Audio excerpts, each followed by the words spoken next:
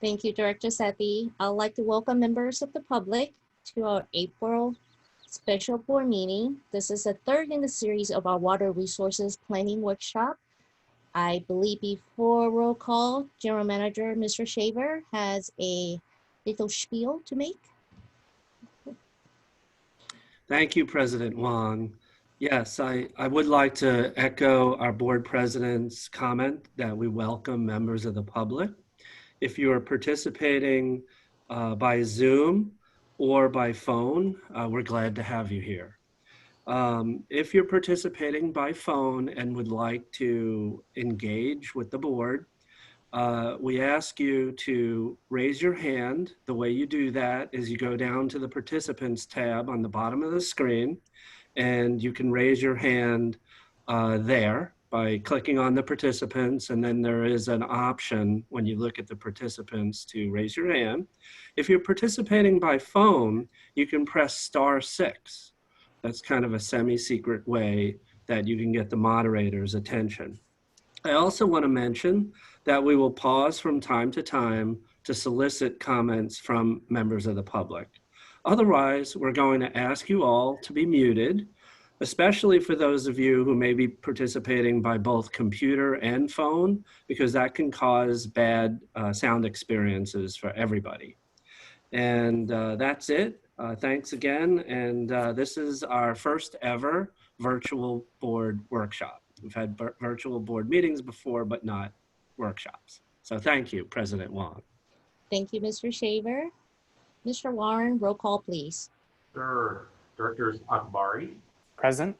Gunther. Present. Sethy. Here. Weed. Here. And Huang. Present. Director Akbari, would you please lead us in a pledge of allegiance, please? Absolutely.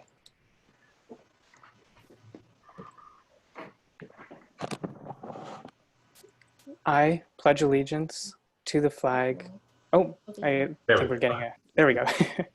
I pledge allegiance to the flag of the United States of America and to the republic for which it stands, one nation, under God, indivisible, with liberty and justice for all. Thank you. Thank you, Director Akbari. Next is public comments on matters on this notice of special meeting. Do I have any members of the public that wish to make a comment? I am not seeing anything. Mr. Warren, can you confirm that we verify? Yep. No comment. Okay, thank you. Then let's move on to the next item, water resources planning workshop, please. Thank you, President Huang. So this workshop this evening, we plan on focusing on a number of water resources planning related topics, including forecast customer water demands, water use efficiency and conservation, long-term management of the district's imported and local water supply portfolio, future water supply opportunities, the current and future regulatory framework, and updates to the district's urban water management and integrated resources planning policies, criteria, and strategies. And I think I will turn it over to our Manager of Water Resources, Laura Heides, who will then take it from there. Great, thank you, Mr. Shaver. Can you hear me okay? Yes. Okay, great. Mr. Warren, can we bring up the presentation slides? Wonderful, thank you. So as we're getting started, I just want to say thanks again for joining us tonight. Our staff is excited to be here, sharing a lot of important information about water conservation and efficiency in particular tonight. And let's see, Mr. Warren, can I do the next slide? Yeah, in fact, I'll give you control, Laura. Oh, so great. Thank you. Okay. Okay. Okay, there we go. So tonight's purpose is threefold. We actually, can I back up one slide, Andy? It's not letting me. Oops. Sorry, there's a little delay here. Okay, there we go. Sorry. I just wanted to review briefly. This is our third in a series of workshops. We have planned for 2019-2020. And to date, we've held 2. And the purpose of these was to discuss key planning objectives, criteria, and elements of our integrated resources plan in light of changing times, get the board's permission to step outside of the lines on some of our policy criteria on planning level assessments, and also to evaluate a wide array of options for long-term water supplies and initiatives. And so it's some of those water efficiency initiatives you're going to hear about tonight. Let's see. Workshop number 1, you might recall we discussed some of the guiding principles from the IRP, including level of service and potential new planning objectives. And we received board priorities input on the water efficiency master plan. And some of the result of some of that input is what you're going to see tonight. In October, you may recall we went over and received some feedback on some of our dry year groundwater usage constraints from the 1995 Integrated Resources Plan. And we reviewed and received feedback and direction on our water reuse planning and confirmed the feedback that we received to inform our future planning level analyses, which are continuing to be a focus of staff work. So tonight, we're going to go through a variety of material to demonstrate sort of the comprehensive review that has been undertaken of our water efficiency programs, our existing water conservation program measures, customer actions and interests in conservation, water use efficiency potential within our service area, and also potential new water use efficiency measures. So we'll spend some time on that. We'd also like to provide an update on some of the significant new work that has been done on the demands district forecast, and that's critical to future planning efforts, so we're continuing work on that. And we also want to review and receive feedback and direction on our preliminary water use efficiency strategies that have been developed, as well as our next steps. I'd like to make a quick comment. Under the scoping, as part of the IRP, we have a water conservation as a supply. And my concern historically has been, I think we limited that as 5% for conservation. In the interim, we've adopted an AMI program, which in the analysis had a 5% water conservation element. We've gone through the experience of a drought, which showed a 23% reduction in use supply based on conservation.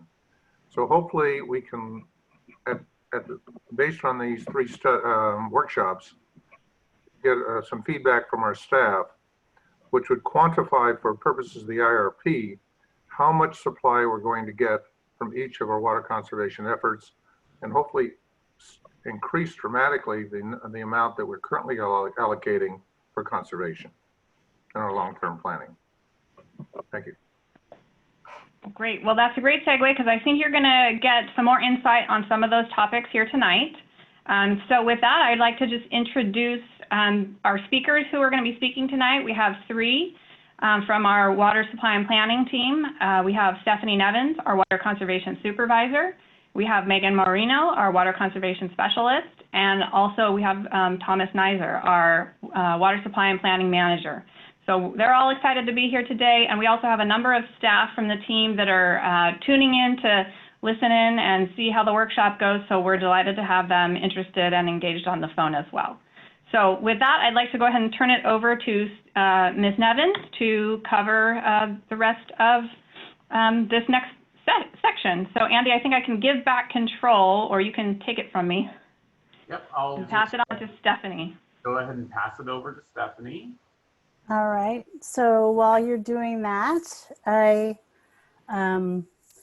would like to just say thank you, Ms. Heides, and thanks for being here to the members of the board and staff and other members of the public. We've been working hard on this project, so I'm happy to have the opportunity to talk about it tonight. So the presentation is broken up into 5 main parts.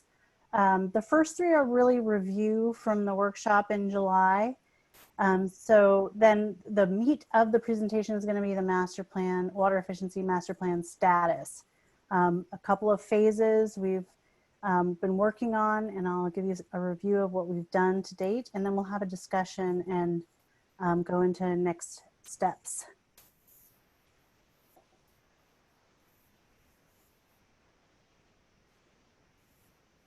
All right, I'm just waiting for the little arrows to pop up. There we go.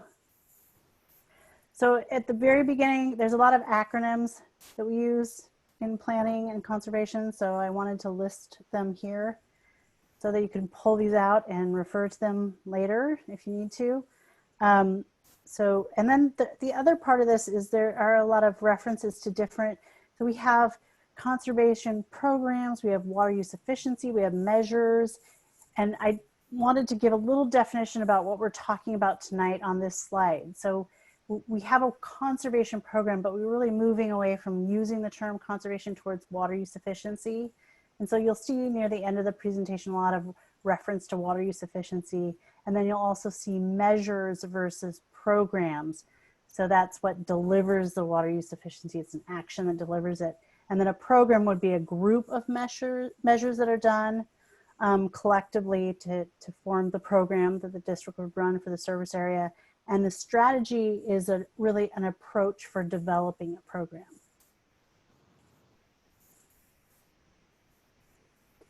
All right, so now I'm going to hand off the presentation to Megan Marino, our water conservation specialist. She's going to run through the next couple of sections. All right, thank you, Mrs. Nevins. Good evening, members of the board and members of the public. I would like to begin by going through briefly our current conservation program and the measures we offer to our customers right now, which should provide context for any future decision making and what changes we want to make later in the presentation.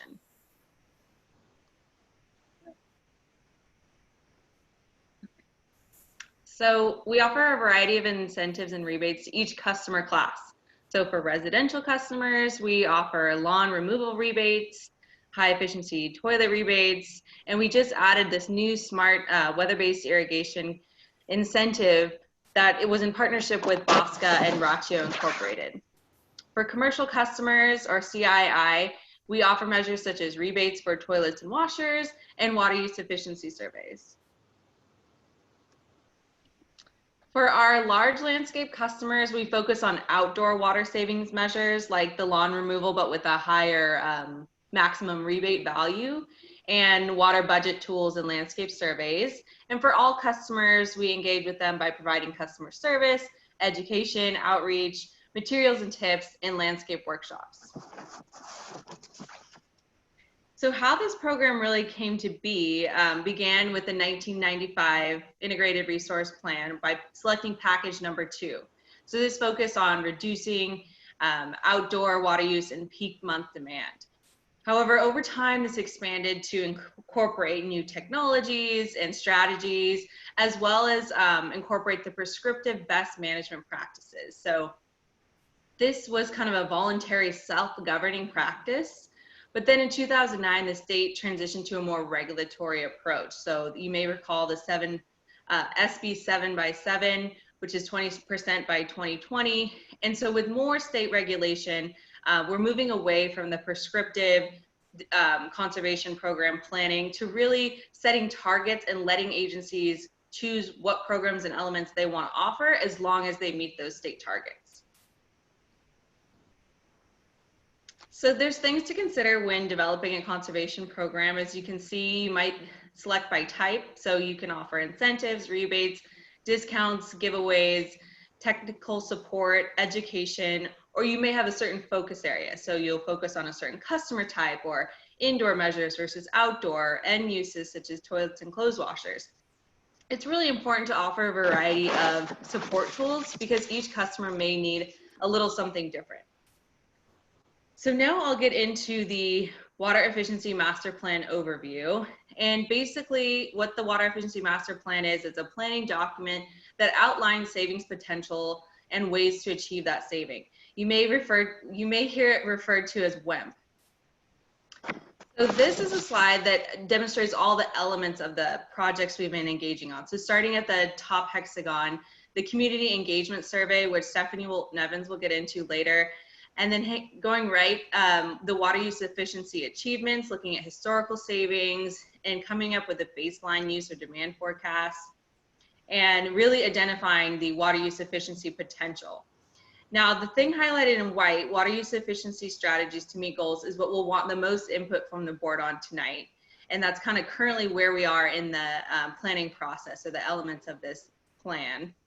And then the final element is the activities, data, and tracking, which we haven't gotten to yet. But this is a first step in the larger planning process that's been identified as a district strategic goal. So in District Goal 2, it's sustain a reliable, high quality water supply for district customers. And the WEMP was actually directly mentioned in Strategic Goal 2.3, but it also ties into 2.1 and 2.4 as well. So if we look at 2.4 first, as I mentioned, it's a first step in the overall planning process to include the findings in the Urban Water Management Plan, which we'll be working on soon, and incorporating into the update of the IRP. Now this and how the Water Efficiency Master Plan is incorporated into the IRP will be discussed later in the presentation. Now if we take a look at 2.1, the WEMP ties in here as well because it'll help us ensure that we meet state regulations. So just as a quick review, it might be helpful to think about what those regulations are. And you have heard kind of this legislation explained at length in previous workshops, so this should just be a review. This is the timeline for the legislation that was passed by the state of California, also known as Making Water Conservation a California Way of Life. And that's Assembly Bill 1668 and Senate Bill 606, which was passed in May of 2018. The bills establish new water use objectives for urban water suppliers that we must meet. These go beyond existing requirements like in the SB 7X7, and it really account for unique characteristics of each water district. So we're currently in the standard development phase until 2022.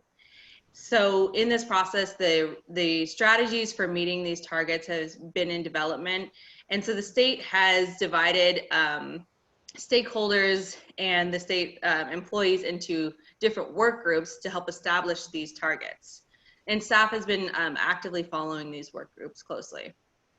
So just a reminder, this slide is mainly a reminder that we're very much in the process of this legislation. It's sort of looming, and we really want to know what we want to do going forward and have a plan ready to go when those state requirements are needed to be met. Yeah, quick question. My understanding of that we're looking at about 50 MGD as the criteria, and that when we look at our residential uses, we're well under that per person, so that we're comfortably under the state mandate criteria that has currently been identified. That is foreseeable future. Yes, that is a great point. That's a great segue into my next slide. I'll address that unless there's any other comments about that. Okay, hearing none. As mentioned, things are very much in flux and being determined, but there are a few things that we do know. So as Director Weed mentioned, we know that the indoor residential target will be 55 gallons per capita per day for residential water use starting in January 2025. Now this will be ratcheted down to 50 gallons per capita per day by 2035, but in 2019, we were compliant in that. So we hope to target that in the future. Now the way that we are in compliance is combining indoor, outdoor, and water loss measures. So that's why you see them broken out here. So that's what we know about indoor. As far as outdoor, there's been a lot of uncertainty statewide. However, there has been work groups that are kind of helping to identify how this standard will be set. And what they plan on doing is providing water utilities measurements of their outdoor landscape areas. So then they'll base a budget off of what's irrigable of those measurements using aerial photography. So one thing they've mentioned for sure is that they're going to require CII customers with dedicated landscape meters to be measured and reported on annually.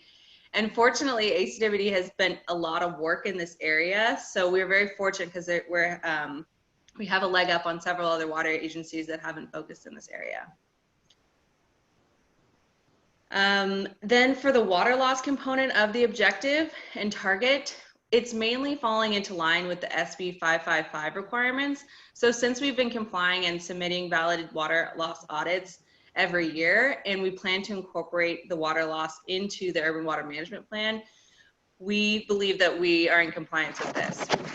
So as mentioned, there's a lot of uncertainty, but from what we do know, we're going to be okay as long as we leave room for us to grow in our conservation program to incorporate those unknowns.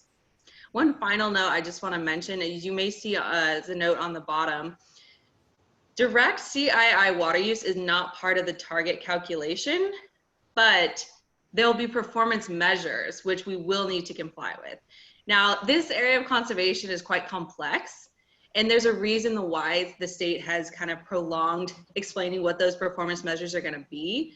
But from what we know, this area will likely be very labor intensive and staff intensive. But I just want to leave that as a note, because although it's not part of our target, there is a separate component that will be needed.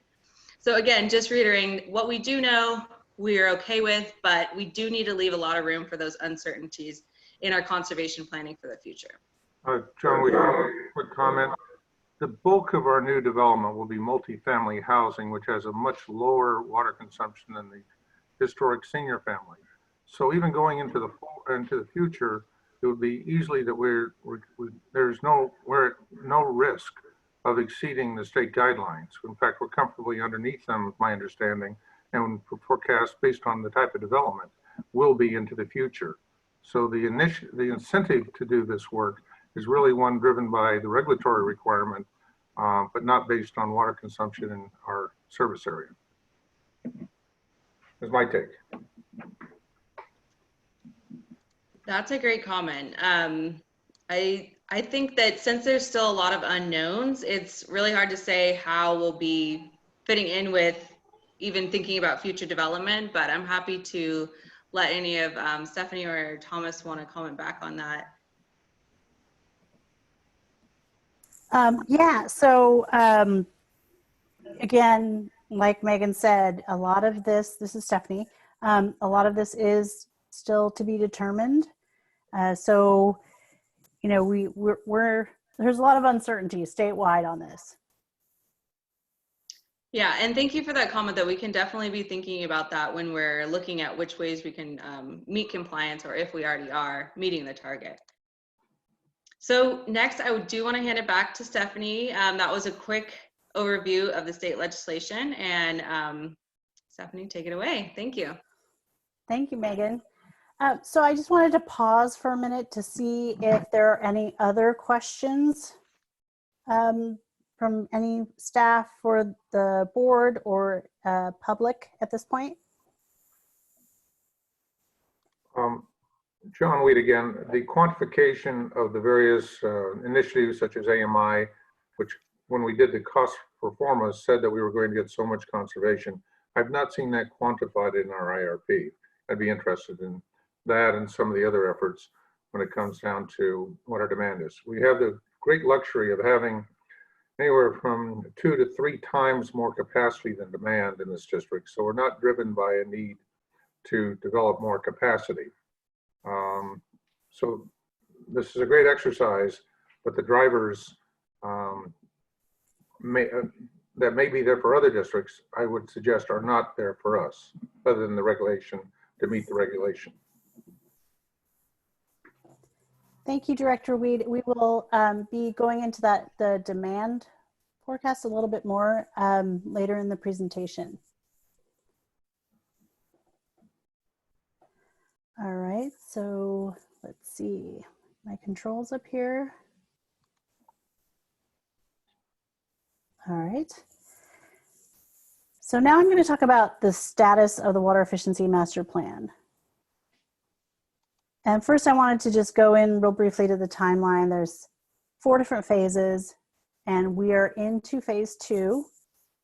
And we are going to cover all of the phase 1, areas of phase 1, and we'll go into phase 2, which is really where we're at this point now where we need some direction from the board.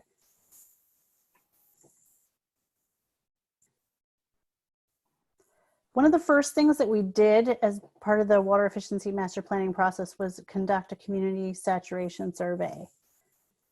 And we did this so that we could identify what the saturation of low flow fixtures is in our service area, and then find out what other water use efficiency measures have been implemented and where the interest is in water use efficiency.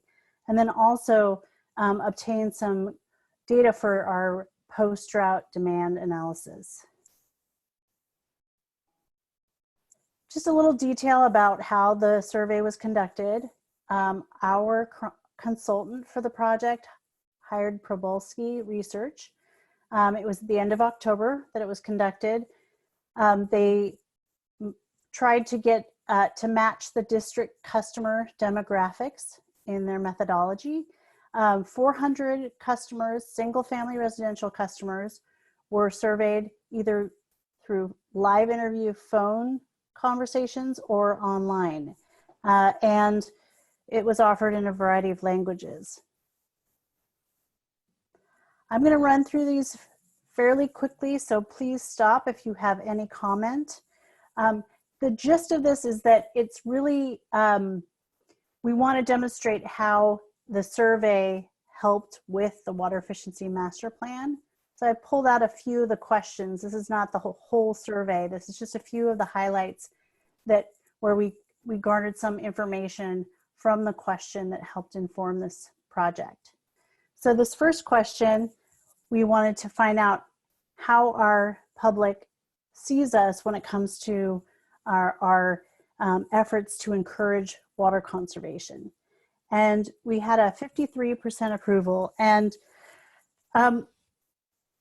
per the consultant, it may not seem like that high of a percentage, but per our consultant, he said that's not bad. It was a very unique question.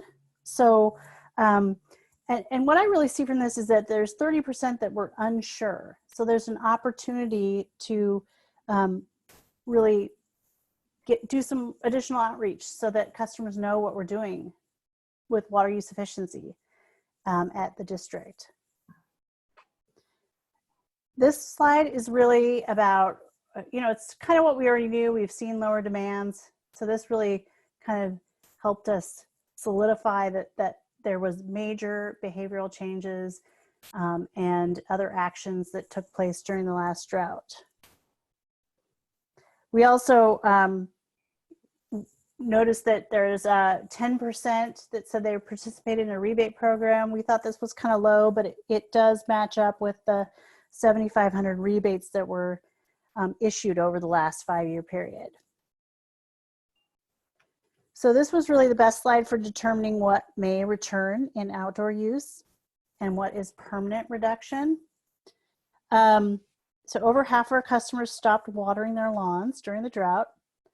32% have dead lawns, which are an opportunity to make sure that they install water efficient gardens instead of putting in new lawn.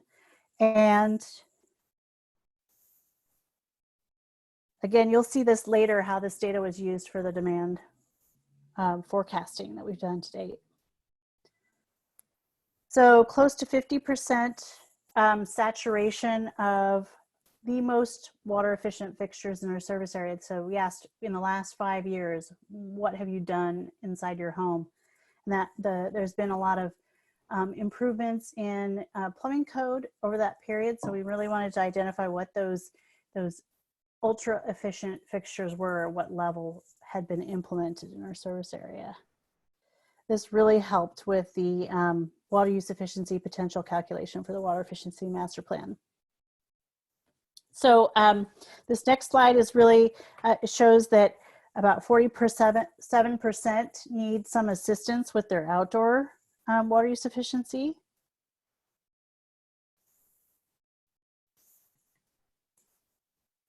And this slide really supports the low demands that we've seen during the drought again. They're still conserving. Maybe some not as much as they used to, but still some conservation ethic out there.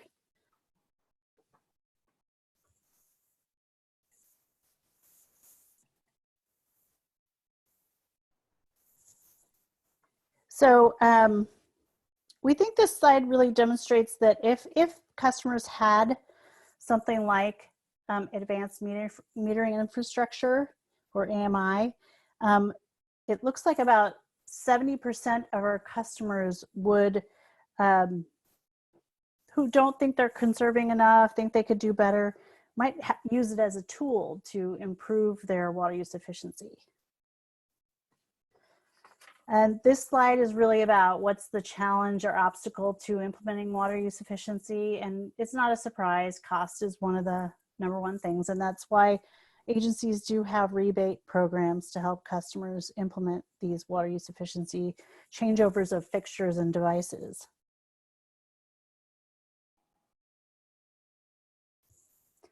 There were a bunch of questions on water use efficiency measure interest, so I just summarized them here on this slide. Just the main things to note is that our closed washer rebates is the lowest, one of the lowest on here, and we've done a lot of closed washer rebates in our service area over the last 20 years, so it's not a surprise. All right, so then we put in this, again, a unique question where we wanted to find out if our customers would support slightly higher rates if they knew the funding was going to go towards rebates in education. And it's a somewhat controversial question. Our consultant who ran this survey said that he was actually surprised that close to 30% said they would be okay with slightly higher rates. So he thinks anytime, because his experience is anytime you ask questions about rates, people say no, they don't want any higher rates. So this was a surprise from his perspective. Were there any questions about any of the survey results? This is Paul Sethy. I have a comment here. Oh, please, Dr. Sethy. Paul Sethy, I have some comments here. Okay. So this survey was reviewed in detail with the Water Resources Committee meeting with Director Gunther and I, and then we briefly talked about it again at the last LICA committee meeting. And there's a slide left out of here that I would really like to highlight, which was by the survey question about, do you approve of the water district's water conservation measures by age and gender? And it was very noticeable that there was what I consider to be a very sharp gender gap here in the survey.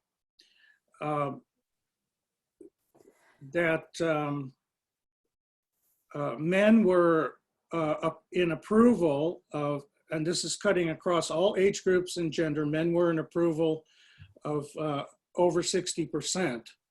Women, on the other hand, were only approving at the 45, 46% rate.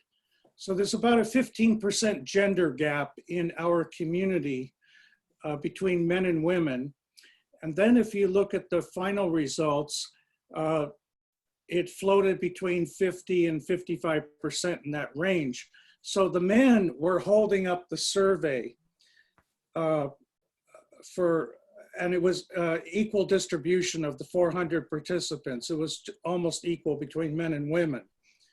And I'm very concerned, as anybody would be in politics, when you see a gender gap of 15%, and you only have 60, 45 or something like that. And on top of that, the people who were unsure, the men were much lower than the women by 2 to 1. By almost 2 to 1, the women were unsure of the water district compared to the men after their approval rating. And so if you combine all of this information together, I think that, as I mentioned in the LICA committee, we need to go back to the original survey that Fiona Hill did I think around 2011. We did a subsequent survey in 2017, and now we did this one in 2019. There's something going on in our community where women are not, and these are ratepayers. These are not just average consumers. These are our ratepayers. And if you look at the data, it's almost 90% homeowners. So I really would encourage the staff to take a serious look at what strategies we can employ that will get better buy-in from the women in our community. And again, I want to emphasize this. This cut across every single ethnic group and every single age group among women. And Director Weed and I have been attending the California Data Collaborative since it got off the ground a few years back. I know Director Akbari attended one of those sessions too. And there's a lot of really good information that comes out of the California Data Collaborative on how to leverage Facebook and Google and Instagram, other social media, where you can put in little blurbs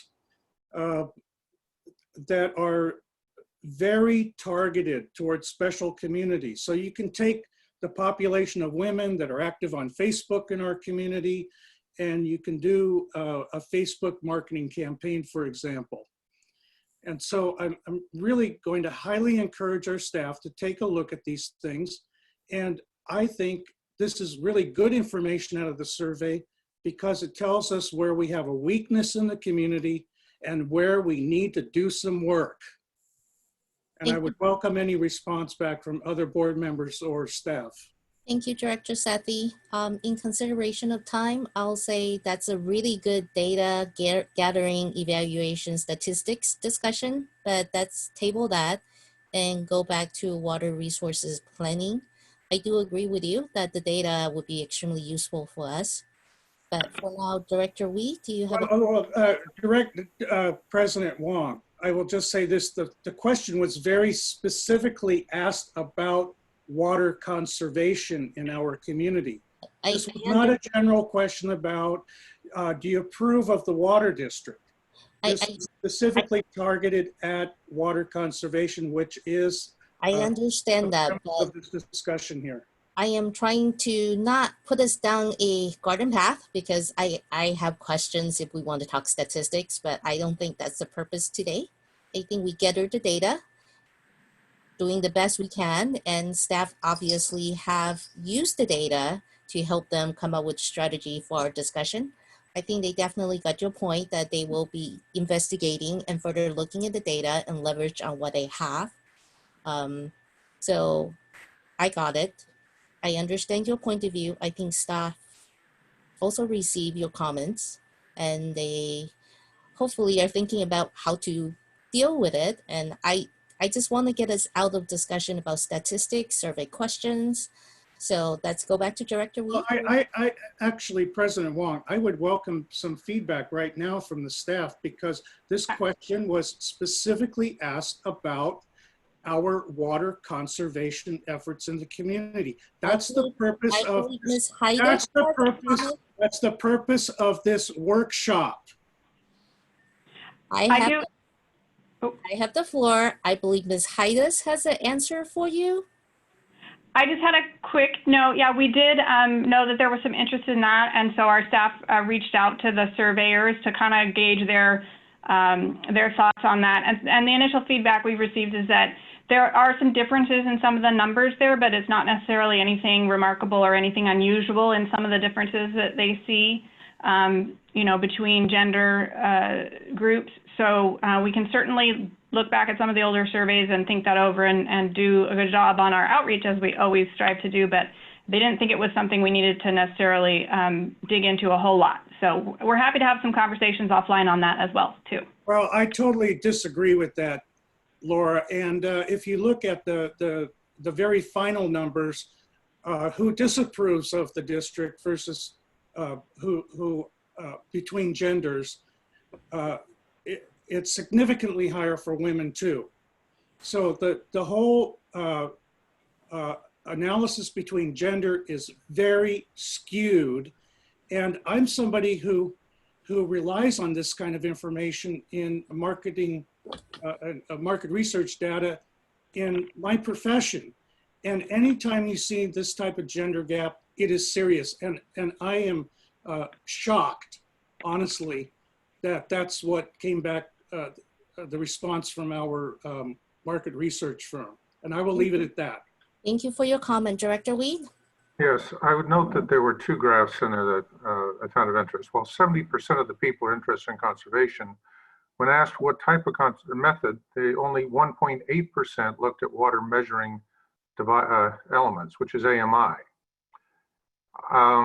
And I think that fit into an earlier argument without having seen this data that maybe 2%, if we're fortunate, of our customers will actually look at their cell phone to monitor their water bill, which would be a cost over $20,000 per user if conservation is your measure. There are suppliers out there who for $1,500 will install an automated measuring device on a homeowner and pay for all the costs for 10 years for $1,500 versus the $20,000 we're considering under AMI currently. Thank you, Director Weed. Your dislike of AMI is duly noted. Can we move on? I like AMI. We're eventually going to get there. It just doesn't make any economic sense. Conservation is your measure of performance. All right, next with Ms. Nevins, or is it Ms. Heides would be next? This is Stephanie, and I'll be continuing the presentation. Thank you for all of the board comments on that. So the next portion of phase one was looking at historical water savings from conservation programs, but also plumbing code. And I am waiting for the, okay, here. Sorry, these little buttons take a while to show up. So here is a graph that shows our gallons per capita per day and how it's gone down while population is growing. So it does demonstrate conservation program success. I'd also like to point out that we have the 2020 target that was put in as a directive by the state back in 2009. And it's 138 gallons per capita per day. We are on track to meet that target, but the new state targets will be tighter or lower. They're going to be calculated in a totally different way, but they will be tighter than this 20 by 2020 target.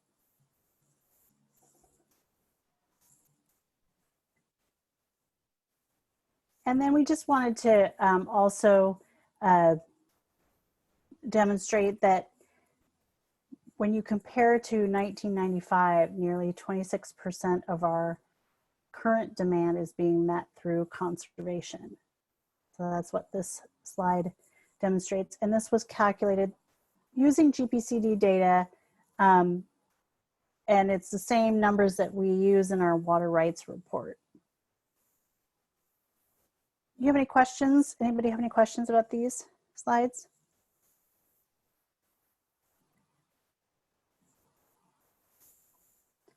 All right, so if there aren't any additional questions about those slides, then I'd like to hand off the presentation to Thomas Neiser. He's going to talk about baseline water use and demand forecast. Thank you very much, Ms. Nevins. Good evening. I'm going to take on this section as the historic prognosticator for the Water District on the future of water demands. When we took on this project, actually I'm going to do an audibility check. Am I on? Okay. When we took on this project for evaluating conservation packages, there was this option to also have the consultant take on demand forecasting as part of that, which is their normal service. They use a different approach than we do historically, and it's frankly what we would consider to be a less robust approach. But as the board is well aware, we've been seeing demand do things different from what we've expected for quite a few years now. We've been right a few times and wrong about an equal amount of times. And what that's really an indication of is that the core human behavior behind the techniques that we use has been changing. And the only way we can get a handle on the more robust traditional ways of doing demand forecasting is more time and stability in terms of how our customers are using water. So we said, let's use this approach now. It'll facilitate completion of the water efficiency master plan. And maybe it'll give us an interim measure to use while we wait for this sort of period of change in behavior and usage of water to stabilize a bit. And let's see if we can advance.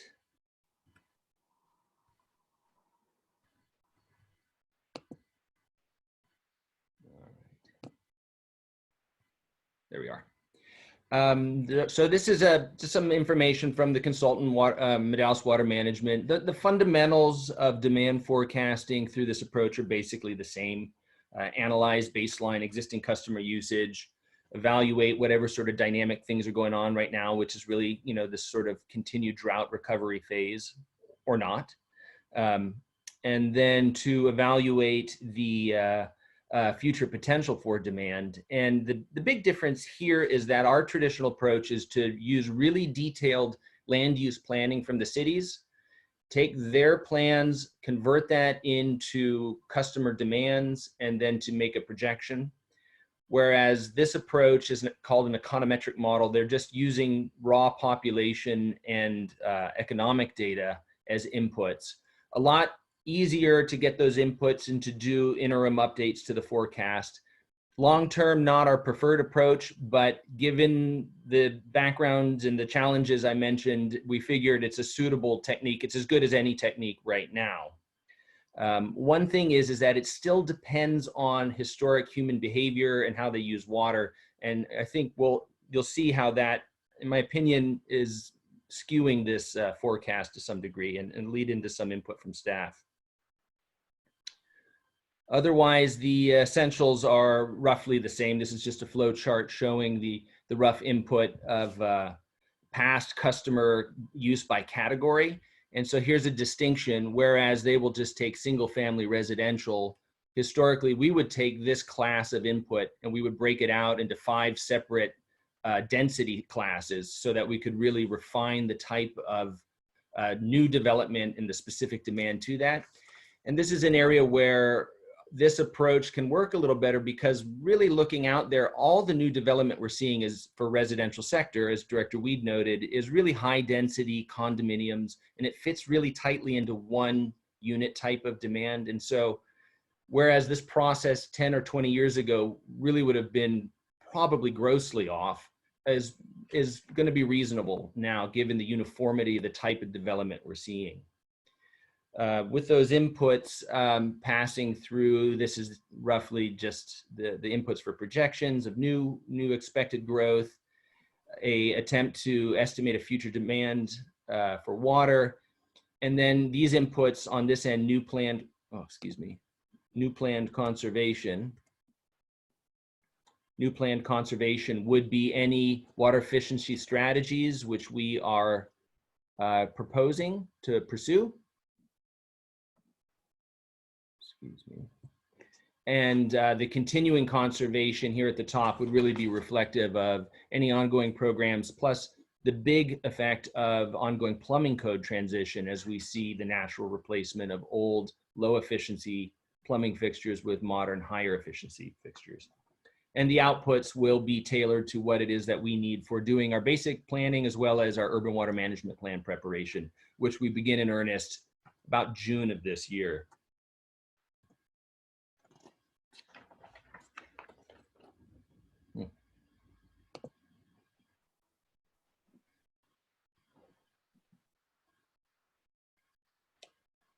Bear with me.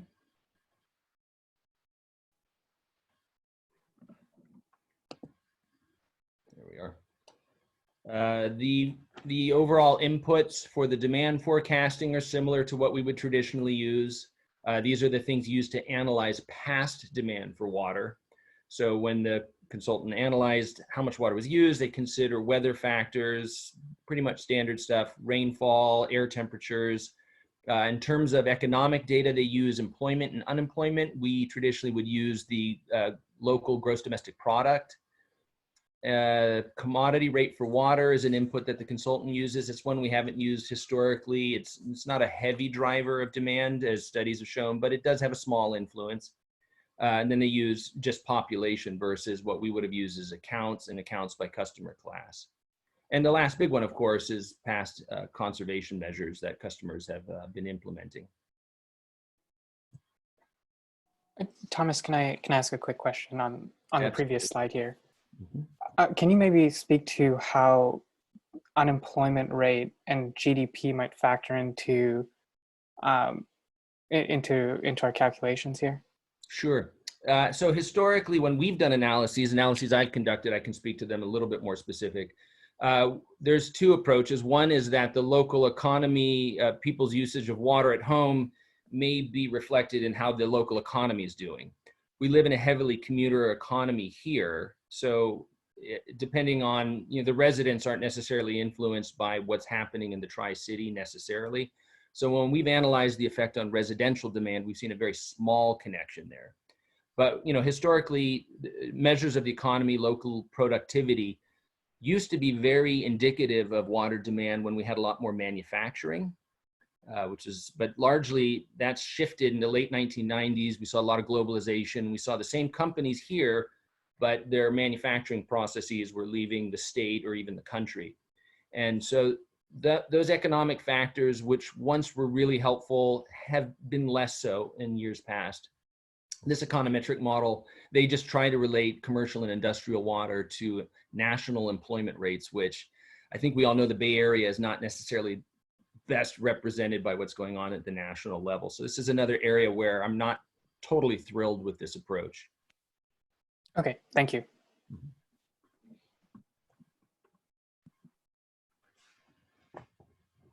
So the next slide here illustrates a whole lot of lines. I apologize, it's very busy, but I'll just speak through them real quick.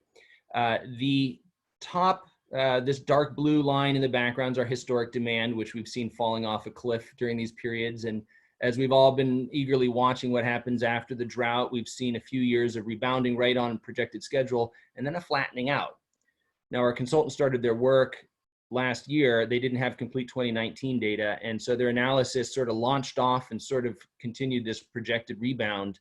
And they've evaluated historic behavior and projected future demand based on people's historic behavior with a bunch of different scenarios.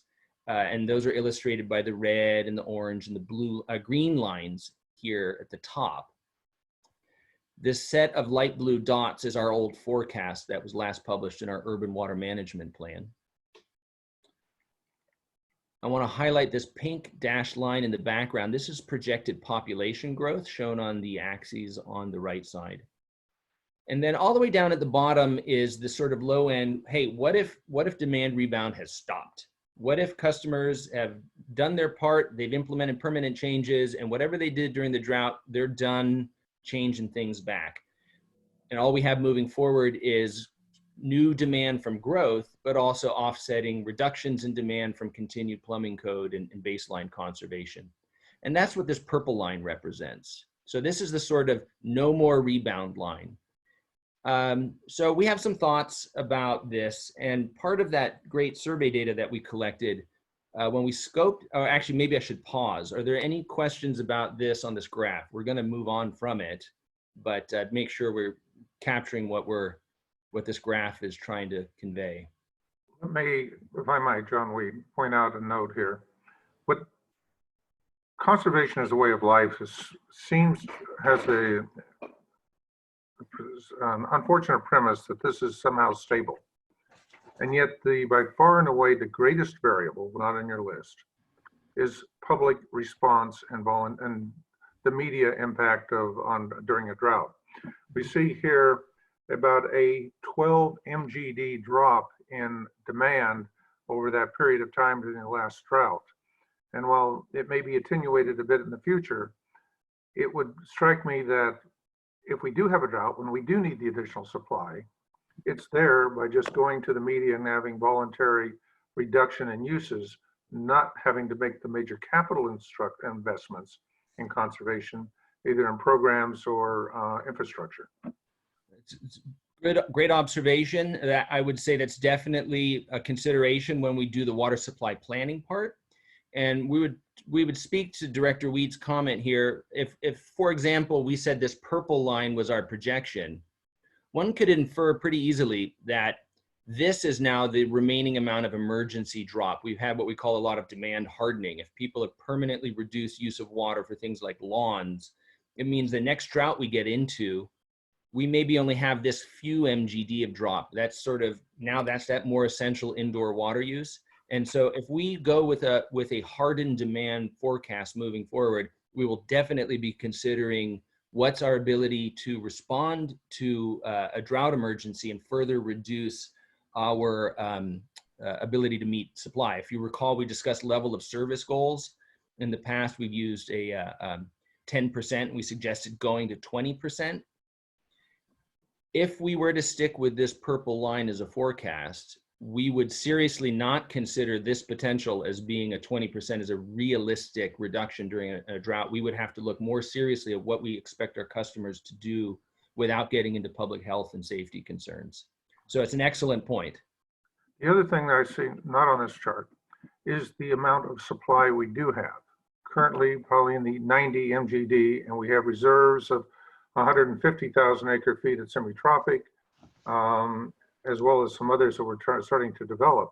So it strikes me that there is no foreseeable point at which the supply will ever come down close, we'll have a shortage of supply. So we're jumping into sort of the next level of workshops, which is going to be water supply planning and reliability analyses. But I will remind the board that we are standing on the precipice of a potential huge reduction in water supply and are awaiting the results of the Bay Delta Water Quality Control Plan. I will note that this light blue line here, we were showing under some of our potential water supply future scenarios, shortages of over 40% just due to hydrology. So I don't want to jump to an answer at this point, but that is going to be the purpose of the next tier of analyses coming. But we are looking at giving up a lot of water supply. So if there's any more questions on this. For Del Val. Well, we've also studied Lake Del Val, and I'll remind the board that Lake Del Val does not have a substantial amount of new supply. It's a pretty small amount of additional yield. Well, it has an extraordinary warehousing capability being connected to the Delta. To store water. To store water, correct. Okay, so with this, so we have a new approach towards a forecast and a range of potential demand forecasts. And coming back to the survey that we put forward, one of the objectives of that survey was to find out what our customers are doing. So rather than guessing and looking at historic behavior, why don't we just ask our customers? We put together a statistically valid 95% certainty survey.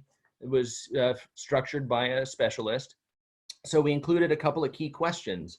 Most notably, we asked our customers, what did you do during the drought? And most notably, we focused on customers who said they took action and are still projecting to restore some behavior. So the biggest one that we've known has been the residential outdoor water use. So we specifically asked customers who still has a brown lawn from the drought, who stopped watering their lawn and has a lawn that's still brown. And if it is still dead, what's your intention? And we got data back from customers and said, well, some of them are going to restore it to lawn and some anticipate moving on to drought tolerant landscaping. There are actions that people said they're going to do. There's, we could translate into how certain these things are in the future. But what the nice thing we could do with this information is then combine that with our SB7 analyses that we did in 2009 and relate that into actual demand for water. So this was a really nice project, a nice bit of work done by the whole division, really. We had our water resource engineers work with the conservation staff, take all these past efforts that we've done over the years and bring our knowledge to bear and figure out what is that potential returning demand based on what customers have said we could expect to come back for outdoor irrigation, both from non-turf, so drought-tolerant landscaping, as well as those who plan to restore their green grass. So what we saw is some pretty, expected results. We do see a net shift away from lawns towards more efficient landscaping, but both of these areas are going to be coming back, and we'll be adding more water to the base. And staff has come up with a sort of data-driven estimate of what that future demand is, which is delayed in my clicks, of 2.5 million gallons a day of demand based on customer behavior that they said they plan to do. And it's kind of in the right zone. So when we look at the previous slides where we looked at hey, what happens if we assume no more demand rebound, and we put this on top of it, we get a number that is, in my opinion, now looking a little bit more reasonable. It's a fact-based, data-driven assumption about what future demand might do in this one end-use category, single families. And it's not every demand class. We have CII demands that are still down. We still have a lot of large dedicated landscape accounts that have reduced demand a lot that may be restoring. There's still a lot of brown lawn out there if you go to some of the parks. So there's some other sectors, but this is an actual something you kind of hang your hat on a little bit here. It's an actual data point. Couple things to note, if we were to make a demand forecast that took this approach that said, hey, here's what customers have said they're going to do, let's assume there's no other rebound. Well, note that it's not too much further below the past build out level of demand. It's a few MGD. So it is shaving some off, but very notably is this sort of time frame for this to rebound. We just use our old assumption of, let's say it takes 5 years, and what does that look like? And the point is if we move this up a little closer, it still wouldn't change the long-term outcome much. Hey, so Thomas, this is Paul. I have a question here. Mm-hmm. On your previous slides, you have a population overlay. Yeah. What is the population forecast for the end of your period here, 2045? Let's see. I'd have to dig that out of the chart, and I'm not sure if I have the resolution. I mean, are we looking at 500,000 people at that point or something? That's about 400,000. Those numbers are consistent with the most recent ABAG projections from 2040. There's a 2050 projection coming out right now. It may go up a little bit, and we're trying to get that more updated data, but it's still in the draft phase, and the timing might not line up very well for us. It seems to me that the population forecast is a little bit on the low side, especially considering the population increase from the year 2000 to 2020. And now we're at 356 or 365, something like that. And so we're only showing a very incremental increase in population at the same time that we're adding a lot of high density housing. Yeah. So I would ask that you please take a careful look at what that future population might be. Because I've seen some other ABAG surveys and things around the Bay Area that show that the Tri-City community might be actually closer to 450, 475, even 500. So to be perfectly clear, this is the published ABAG data. This isn't our calculated numbers. So this is from ABAG, and it's developed in conjunction with the city planning departments from the Tri-City area. So those are the data points that we rely on. We may want to discuss some assumptions there about potentially adding in a buffer. We can always add a high or low projection to that if we see fit. Well, just ask yourself a common sense question. If we increase so much over the last 20 years, is it reasonable to assume that we might be 50, 75,000, 100,000 more over the next 25 years? That's what we're talking about. And they're trying to build high density, around all the transportation network and everything like that. Sure. So I'll just ask you, take a closer look at it. Absolutely. All right, so coming forward. So wanted to end this demand profile here as a little preview for what staff is feeling is probably the range of what we're going to be recommending for a demand forecast for consideration in the urban water management plan. I do want to bring back to the observation from Director Weed in the discussion about water supply is this is a good thing with the reductions in supplies that we're looking at. So I'm actually quite pleased to see this as the direction that demands appear to be heading. It may address a lot of our problems, and we'll get into that when we do the water supply planning, modeling, and the reliability analyses in the next workshop.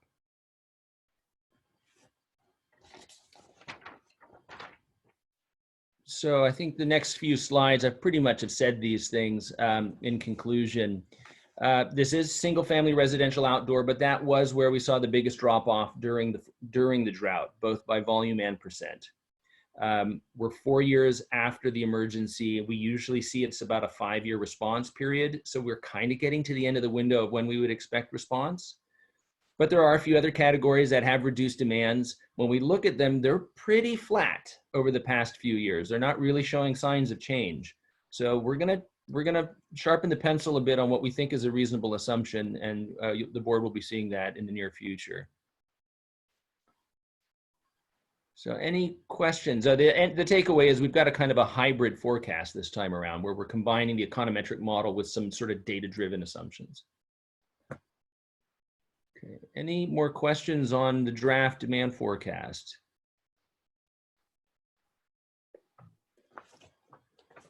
All right. I was going to ask if there are any questions from the public, Madam President. Andy, can you unmute everybody? So do we have any questions or comments from members of the public? I'm not seeing any in the chat window or the Q&A. Yeah, I'm looking at the attendees and it's hard to tell if there are any members of the public present. There's a phone number and things like that, so. Okay, just thought I'd check. Everybody's unmuted, Andy? They should be. Those of them that want to be unmuted are. Okay, thank you. Sure. Okay. Okay, with that, we'll hand it back to Ms. Nevins. And All right. Thank you, Thomas.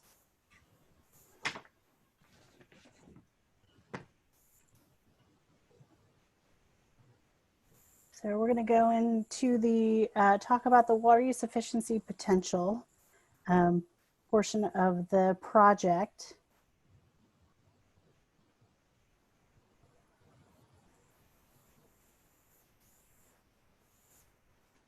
And I'd like to mention that again, so survey data was used for both quantitative input into the model and qualitative input.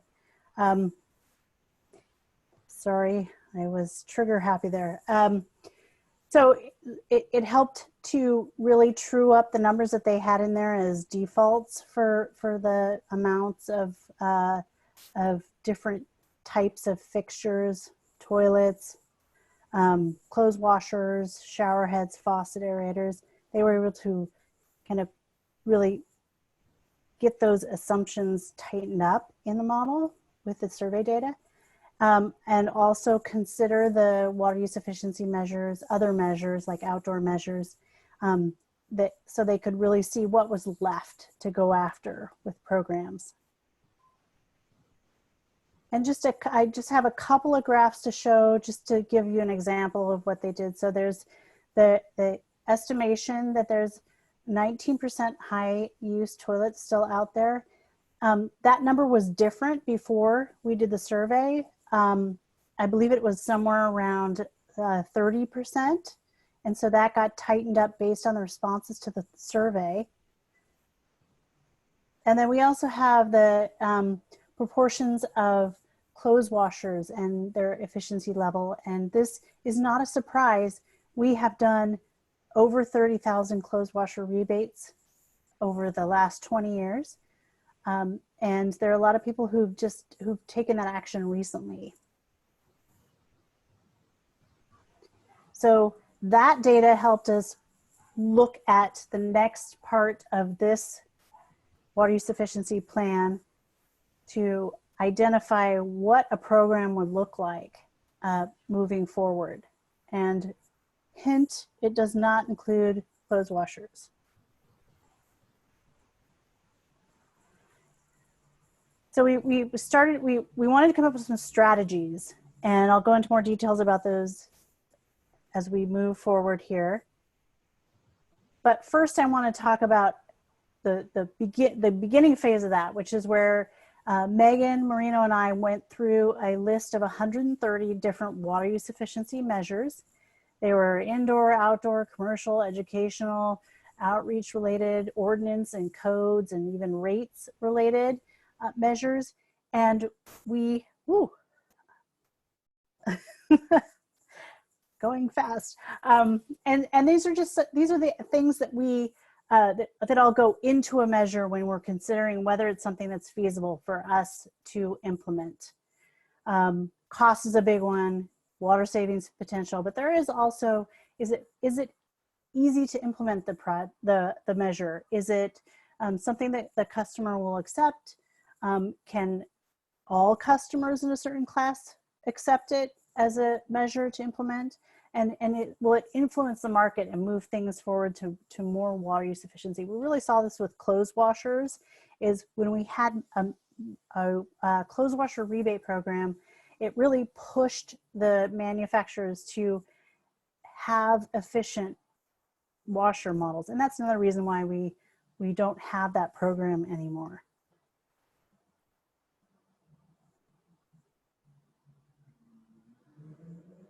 So this is the selection of measures that we decided to model within this DSS model. Our consultant had, we picked 25 measures. And there are actually more than 25 measures in this group, because we kind of, some of them are a grab bag, like the financial incentives for irrigation landscape upgrades include weather-based irrigation controllers and drip systems and high efficiency spray nozzles. It's a kind of a grab bag, any type of a measure that supports that type of water use efficiency.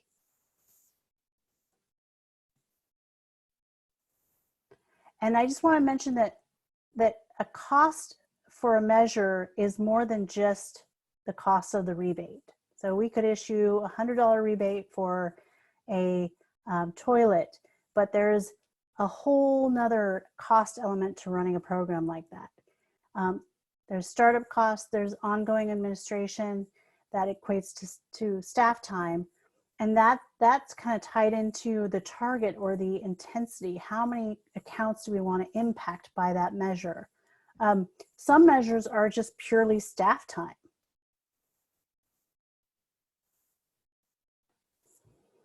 So this is a picture of an input screen in the DSS model.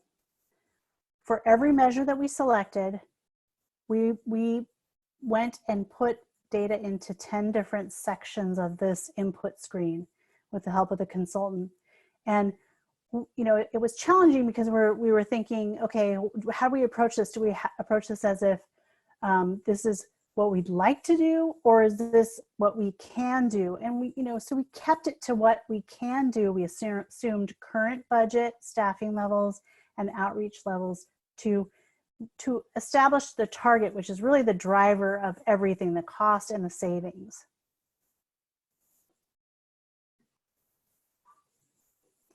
The model output showed us that based on those inputs for those measures that we selected, this is the cost per unit for these programs. And this is preliminary because we are actually doing some additional studies on some of these measures internally, just to true up and make sure these numbers make sense to us.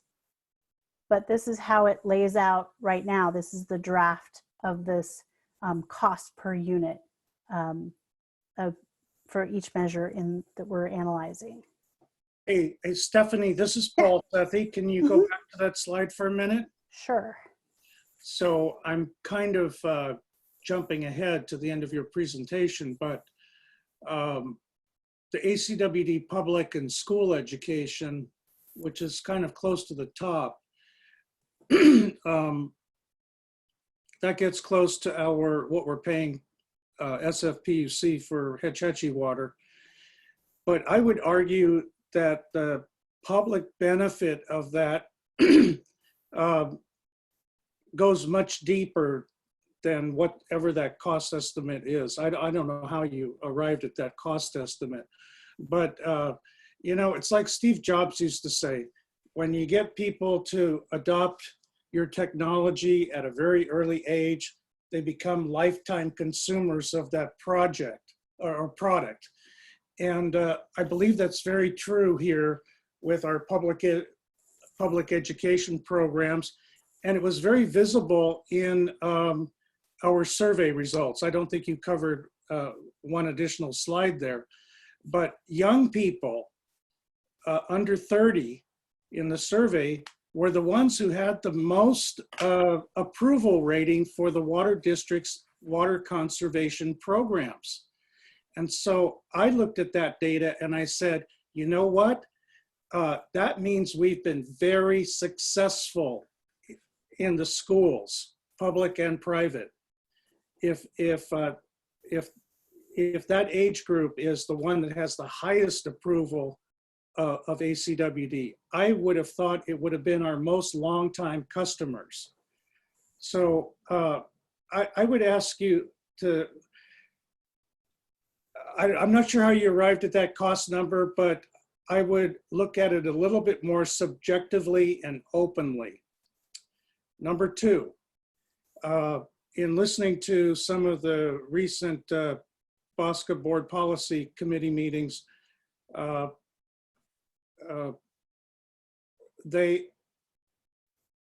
going to ask you to actually go back one slide. Go back one more slide. One more. Okay, it's the startup cost, the administrative costs, things like that. So what BOSCA is trying to do right now is to streamline the process for obtaining rebates on the different things that they're trying to promote. And I think that's a good thing. You probably have more insight into it than I do at the detailed level, but I think everybody needs to be aware of the fact that they're doing that. And just to pick out one area, which is not on your subsequent slides here of water conservation efforts, is the rain barrels, which I'm very enthusiastic about.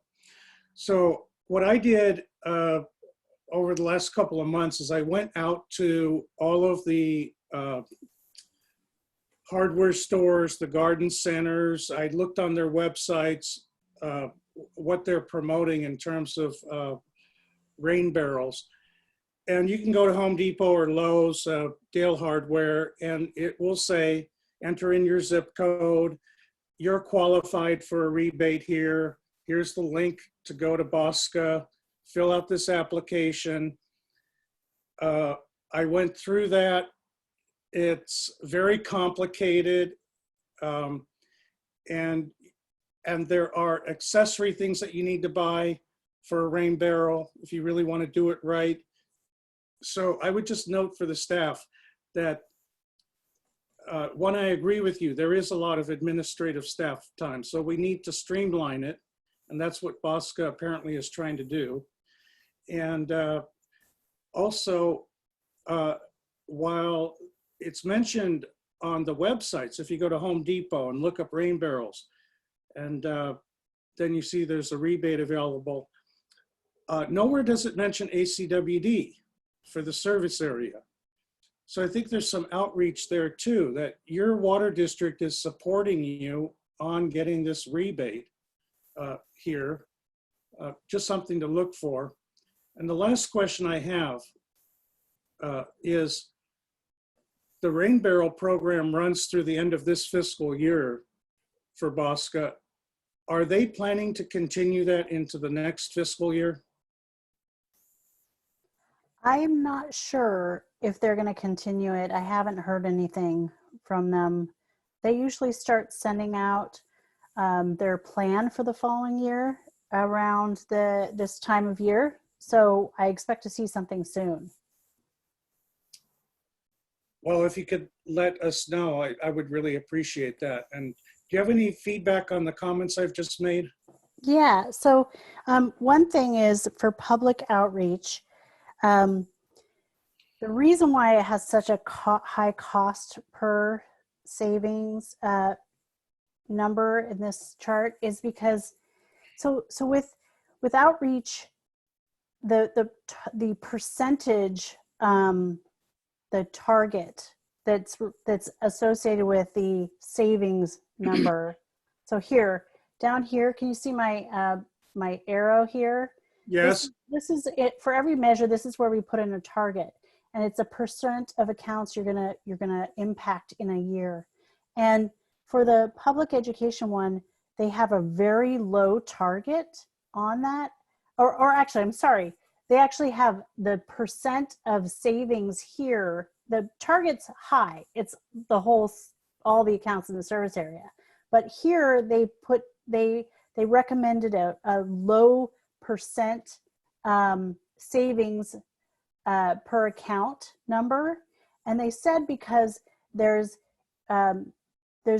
too much, if they put it too high, there's too much potential for double counting your savings in the total analysis.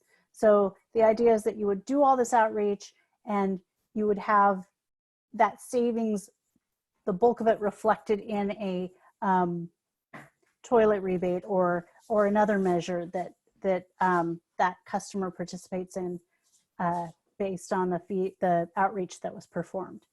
So it's kind of tricky because you have to really have to take into account the whole thing when you have to put the measures together to really get the cost and the savings, the appropriate cost and savings for the program. Yeah, I clearly understand what you're talking about here, but what I'm trying to emphasize is you cannot shortchange the value of the public education that we do through schools, public and private, because this engenders lifestyle changes that people start adopting from childhood and teenage years through the rest of their life. They're very conscious about it. And although you didn't show the slide here, it was very visible to me that the highest approval rating was for people under 30, which of course is our lowest homeowner rate too. But so it might have been a little skewed there because there weren't enough people in that category to be questioned. But nevertheless, I would look at the cost number that you had here on your slide a little bit more softly and a little bit more subjectively, that there's a long-term value from all of that public and school education. That's it. I'll leave it at that. All right. Thank you, Director Sethy. And I also just wanted to mention too that, like I said, some of the measures have a combination of several different measures. And so the rain barrels are part of the water efficient landscape rebate program. John Weed on the first and particularly the second line. And it strikes me that there's no evidence in ACWD's experience that rate-based conservation works, that tiered rates would not generate conservation at ACWD in our service area. But more importantly, the bigger concern I have. Oh, John, that's why it's so, John, this is Paul. That's why it's so expensive here. I'm in total agreement with you. Yeah. So it's the most expensive way of trying to conserve water, and that's what a lot of people don't understand. Tiered rates is one of the most expensive ways of trying to save money in the community, period. Good. If we can get that message through to our fellow, to the group at large, that would be wonderful. And we can not bring up the tiered rates hopefully in the future.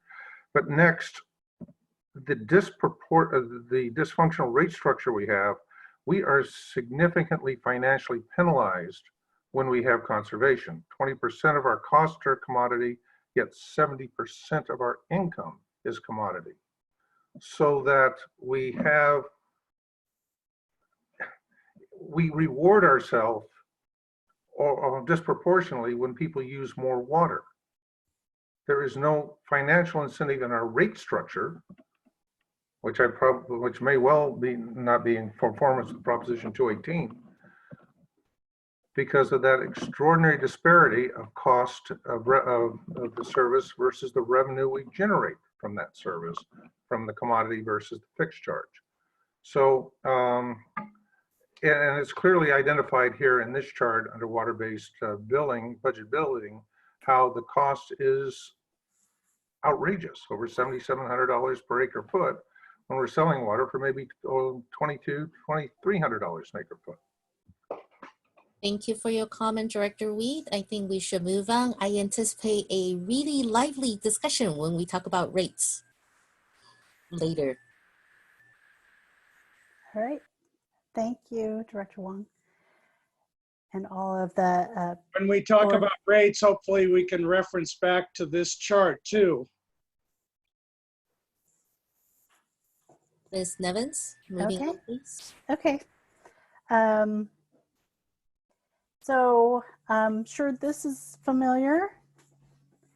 Back in July, we had a workshop, and we asked each board member to select their top 4 priorities for the conservation program.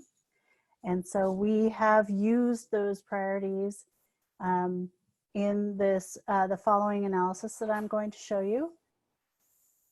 And so I just wanted to present these as a reminder.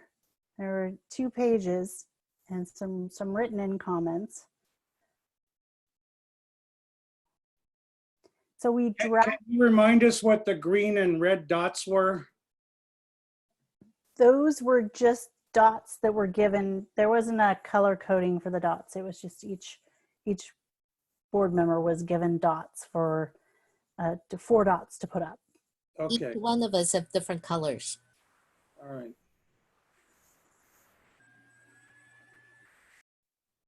All right. So we looked at the number 1 priority, which was cost-based conservation.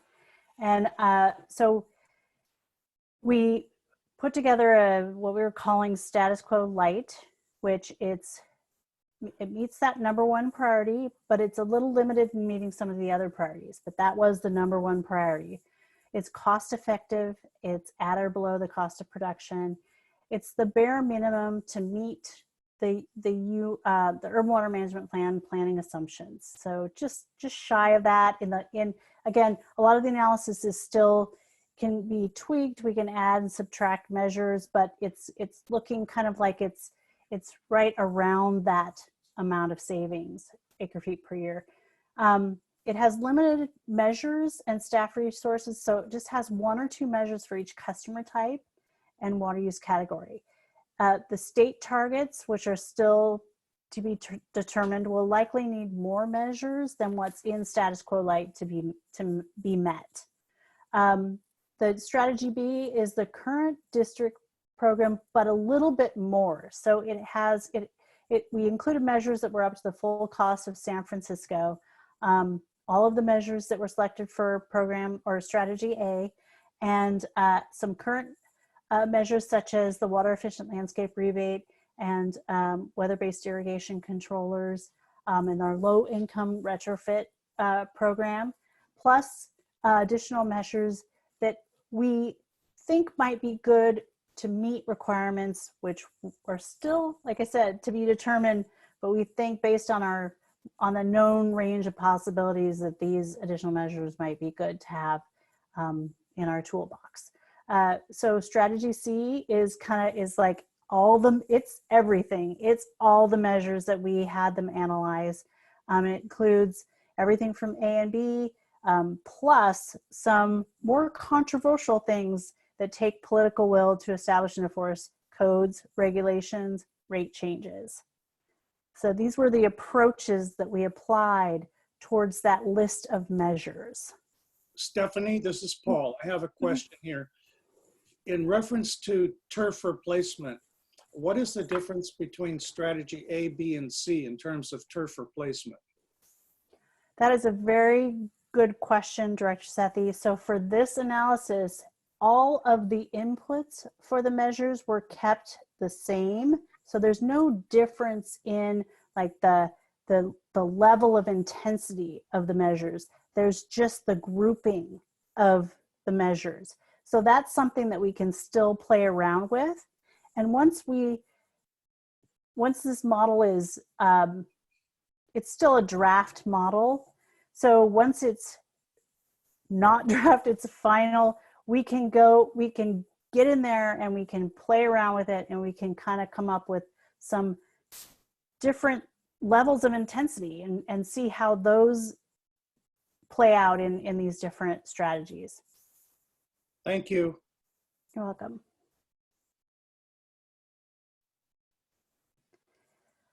So we have those strategies, and I talked about how we put them together, and then we compared them. You know, the board priorities definitely drove the strategy or groupings that we were going for the measures, but also we kind of wanted to go through each priority and check how each strategy met that priority, or if it did or not. So as you can see, they're all cost effective because they all have an overall, at this point, in the analysis, a benefit to cost ratio of greater than 1. Then from a cost-based perspective, they all have an overall cost per acre foot of less than the full San Francisco cost. So that's everything together, average at the level of intensity that we chose to move forward with. So strategy A, as I've mentioned, it was the cheapest and is below cost of production. The third priority was low income and affordability, and that both strategy B and C have a low income plumbing retrofit in them. Regional consistency, yes for B, but C kind of goes beyond that. And customer interest, we believe that C probably goes beyond what the customers are interested in as well. Local control, if you're looking for the highest amount of savings to reduce the need for additional supplies, that's strategy C. And strategy B has measures that are necessary to meet the regulations, we believe. It has something for the commercial, industrial, institutional sector, and an outdoor focus too. So, and then we have, like I mentioned, we have the potential to ramp these up. Then when I say ramp up, I mean that level of intensity or that target value, that increases all of the costs associated with the program, but also the savings increases too. Stephanie, I have one more question on number 3. Okay. The low-income plumbing retrofits, is this ACWD financed? Is it a combination of ACWD and BOSCA? Grant funding? What's the financing mechanism here? So this program, so right now we have a program where we are financing low-income toilet installations in low-income properties, and it's a partnership program with a contractor that Pacific Gas and Electric Company has hired to do some other energy and water efficiency measures. So we've jumped in and we're doing toilet installations as well. So this kind of fulfills that measure intent. But really, you know, this could be anything that focuses on the lower income population and provides some additional water savings by replacing fixtures and devices. So can you just highlight what some of those plumbing retrofits are? And I'm going to ask a very specific question. Is there any opportunity to help low-income people replace their very old water heaters, which are not energy efficient and sometimes have leaks and other things like that? So that is definitely something that we could look into as a measure. And this measure in itself does not specify exactly what we have to do. The implementation of it is up to us. But for the analysis, we assumed certain things that would be going in to identify what the savings and the costs were. So if we decided to add that to this measure or include it, we could tighten up all of those inputs in the model to run it with that specific measure in it. Well, I have 2 water heaters in my house, and so I'm just going to offer a suggestion to think about, because I know a lot of low-income people suffer with this. Water heaters are expensive just by themselves, and then the installation cost on top of that. When I bought my replacement water heater recently, they have a tag right on the water heater that tells you what your cost savings is from PG&E with this new unit and everything like that, and what your rebate is from PG&E. But if we could slap on another sticker like we used to do on other appliances that says, here's your rebate in addition to PG&E from ACWD or from Bosco or a combination, that would be an opportunity I would highly encourage us to look at. Because this is one of the areas where low-income people, they defer the maintenance on their property because it's so expensive. And so if we can offer any kind of incentive, I would really encourage us to do that. Great, thank you. John Weed, if I might.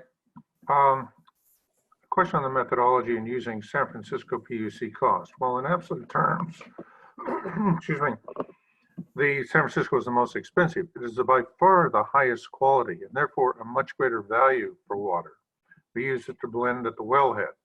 And one could say that the San Francisco water should be valued at maybe 1/2 of its cost when used in this analysis, because you're able to get such a much better water supply and be able to greatly extend the use of your groundwater, which is much less expensive. So I'm concerned about the methodology on that, using that as a factor. Okay, yeah, so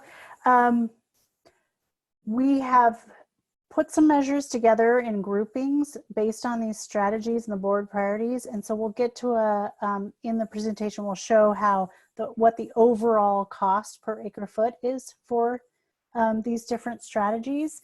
And they are actually, as we've constructed them, which is flexible, they're all around, they're all under $1,000 per acre foot, or maybe one of the strategies C is just above that as an overall cost per acre foot saved for that program.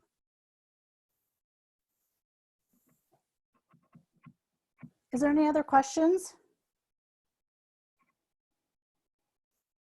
I believe Mr. Nizer has a comment. Thomas, you're on mute.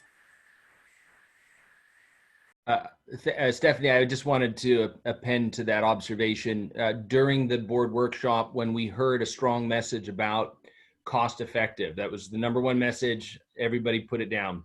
We, at that meeting, this is a reminder that we decided that there was sort of 3 levels of cost effective. We have our current avoided cost of production, which Director Weed is basically what you're referring to. It's about half the cost of San Francisco raw water. Then we arbitrarily said, what's our single most expensive supply? San Francisco.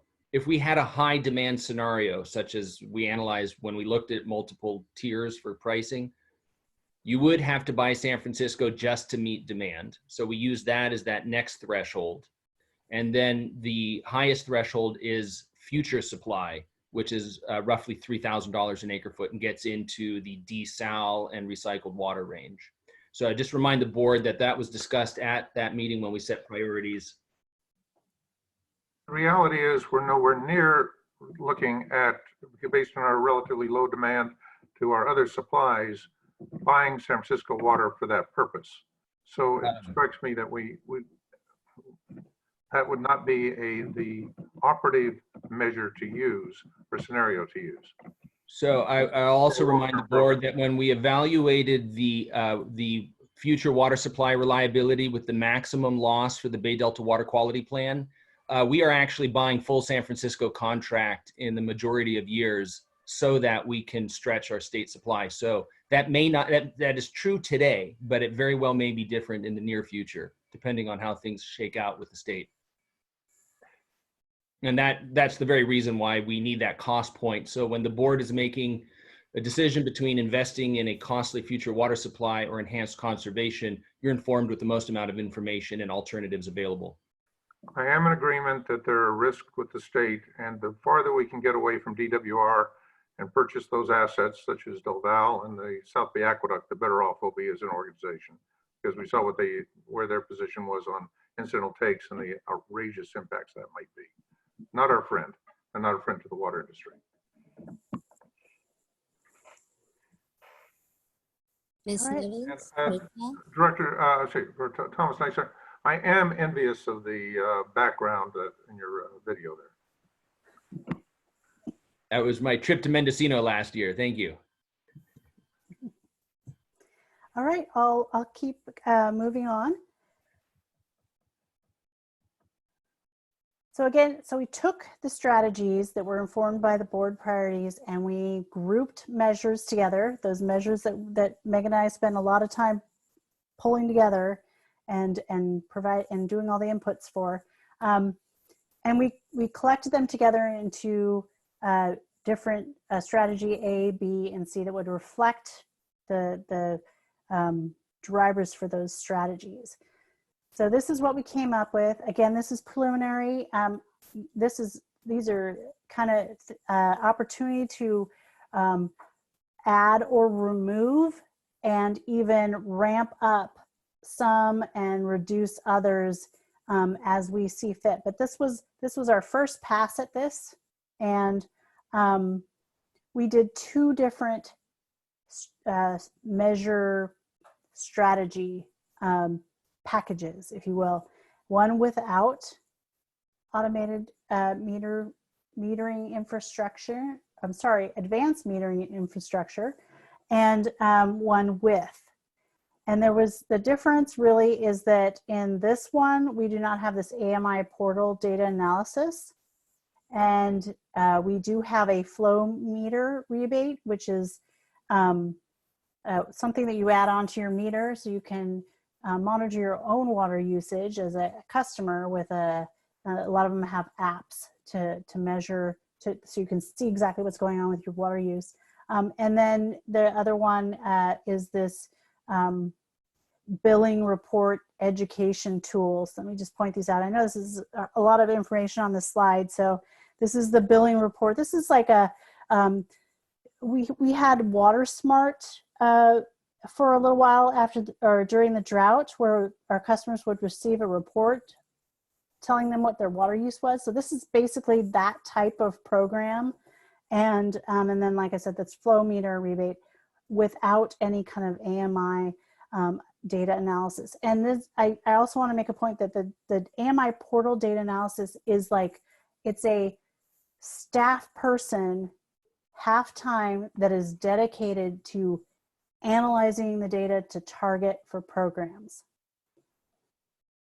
Hey, Stephanie, this is Paul Sethy. I have one bit of additional information on the water heaters. You know, a lot of people do not have a recirculating unit that heats up the water quickly. And so they waste a lot of water trying to get hot water at their sink when they're washing dishes, or, you know, in the bathroom, shower, the faucet, sink. They wait a few minutes in order to get hot water from their hot water heater. And so I also had to purchase a new, very aged water recirculating unit. And I bought the high-end product from Lowe's. I believe it was close to $300, and then I got a little discount on it. But you know, those recirculating units can save a lot of water. And on a 250, they even go down as low as 200. You get a recirculating unit with a rebate, and man, you have some real water savings that can be incurred. And that's an opportunity. As I was doing everything, I thought, wow, you know, most homes don't have a recirculating unit. And we've got really high efficient recirculating units that give you hot water, you know, almost instantaneously. And if we could do a rebate program just on that one aspect of water heaters, that would be great. Thank you, Director Sethy. We can talk to our consultant about a program like that and see if we can, you know, do some research and model that type of program. That was not included in these programs or measures. I'm sorry, I'm using my own terminology incorrectly. Hey, I'm brimming with ideas here. Thank you. A quick comment on the AMI portal analysis. For years, we had shown that sampling provided nearly equal data value as universal measurements of every meter. And I would suggest that, again, it's a false process if we're going to use or argue that we get this universal measurement of data when you can acquire reasonably accurate data for the same information through a sampling process of a smaller percentage of the total number of meters. You don't have to do universal AMI. Thank you, Director Weed. Any other questions or comments? This is Director Gunther. I was intrigued by Director Sethy's research hot water heater. I personally do not have one. However, I've many times thought of that. And I do think that might be an interesting way or interesting process to look at where we might be able to gain some efficiencies, particularly at times when we're getting to a level where maybe we're going to need that extra push in a program to meet a statewide goal because of how efficient we already are. And so I think that's a very worthy thing to look at and perhaps maybe try to get some data as to the possible efficiencies, maybe versus what offset what minor power costs might be associated with those. John, Director Weeder, quick thought, instant hot water units, which heat the water at the point of the faucet, it should also be evaluated if you're going down this path. An extraordinary amount of our energy goes toward water, and much of that is heating of water and keeping a hot water pot available for turning it on. But the instant hot water techniques, if you throw that number into may dwarf the energy conservations from recirculating hot water, which is probably better than we currently have. Thank you. And we can look at this hot water on demand, as I said, as a measure that we could add into this mix, or we could add that and take something else out. So that's definitely an option for us. We can run it, see what the savings are and the cost. Any more questions?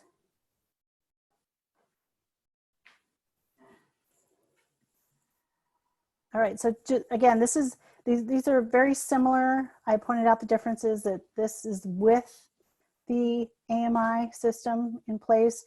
We wouldn't be doing a flow meter rebate if we had these meters, and we would have a customer portal, so we wouldn't be doing billing report education, a non-AMI tool like that. So this is just with AMI, the programs that are under those, or measures that are under those strategies that we've put together.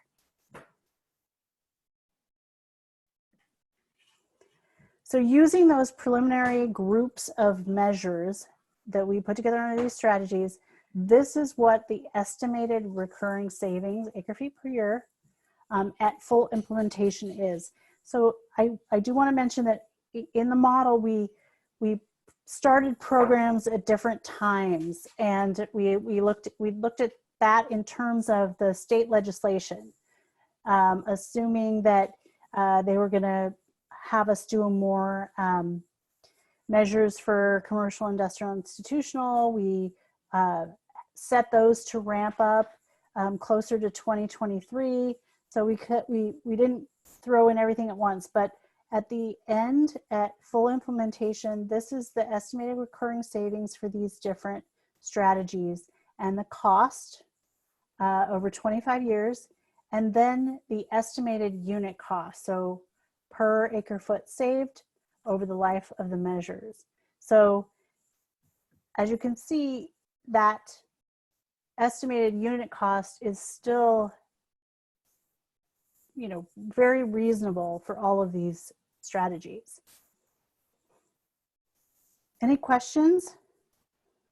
Ms. Nevins, for members of the public who might view this later, this presentation later, can you just give us an approximate cost of San Francisco water per acre foot that we're using to benchmark with this?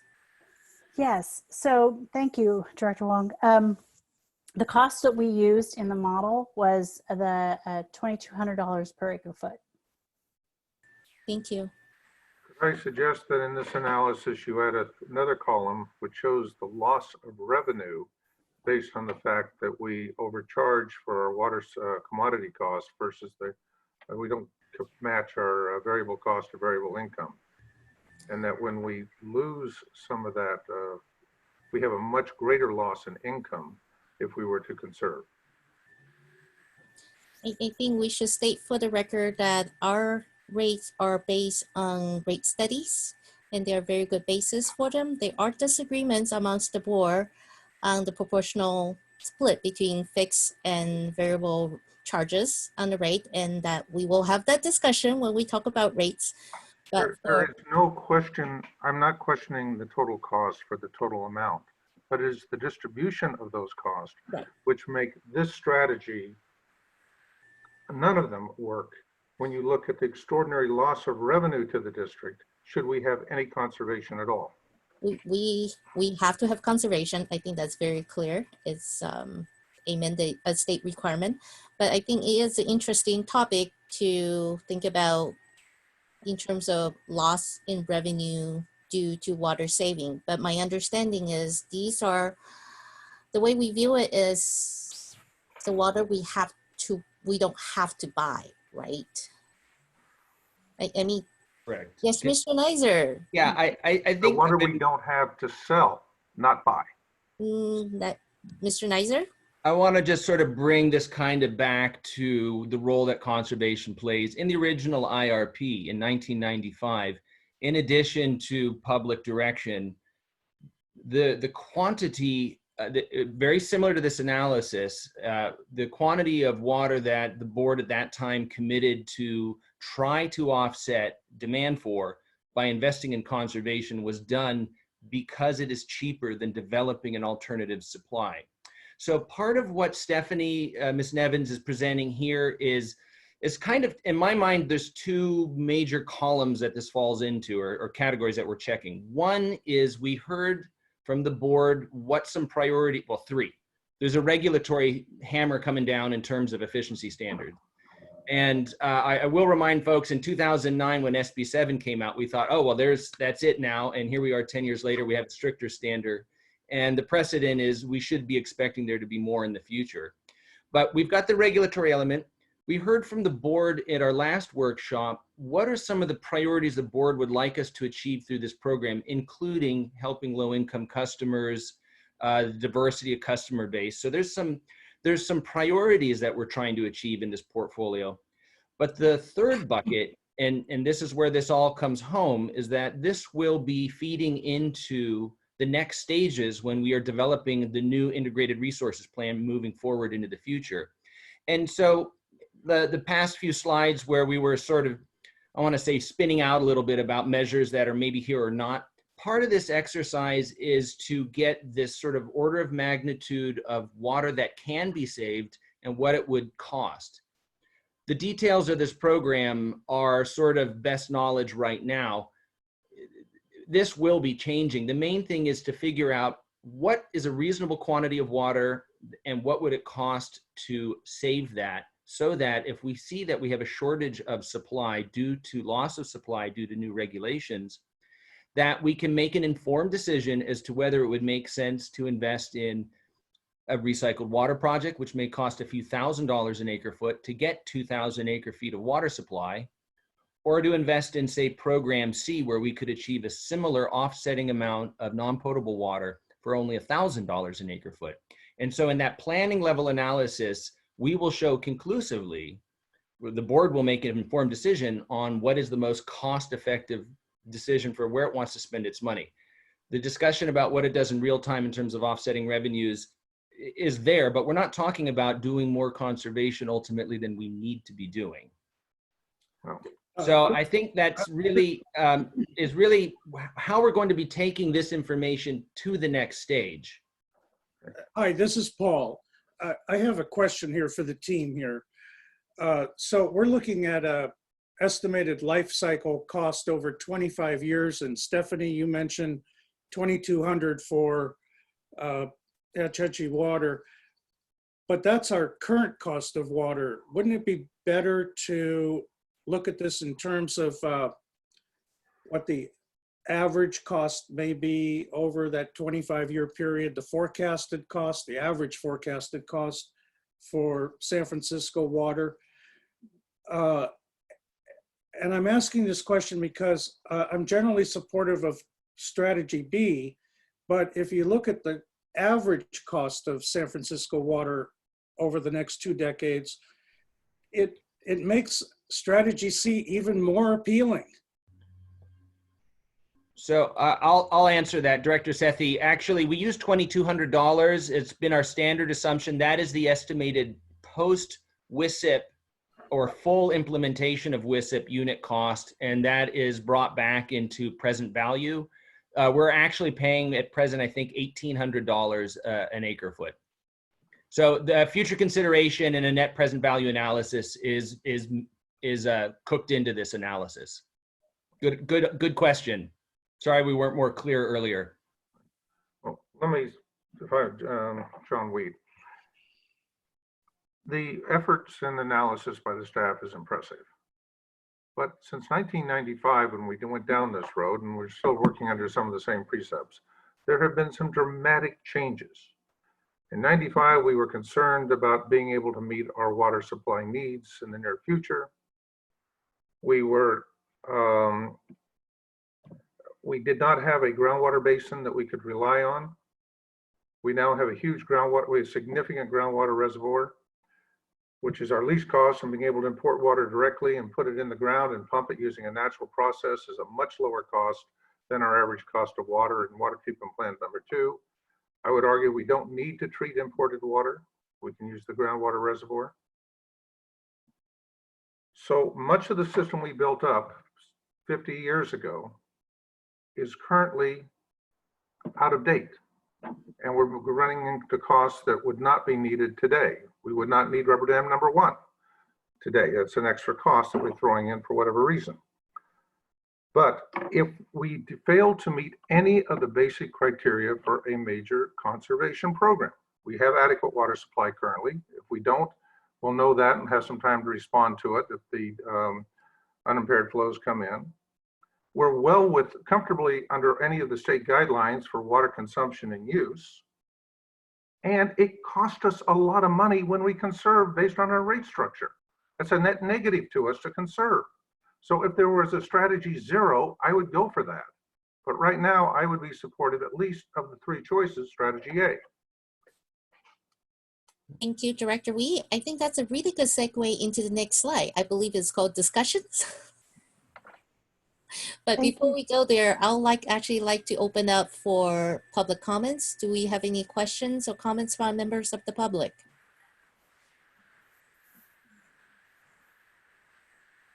I am not seeing any. Mr. Huang, can you verify that there are no comments outstanding or questions for the board?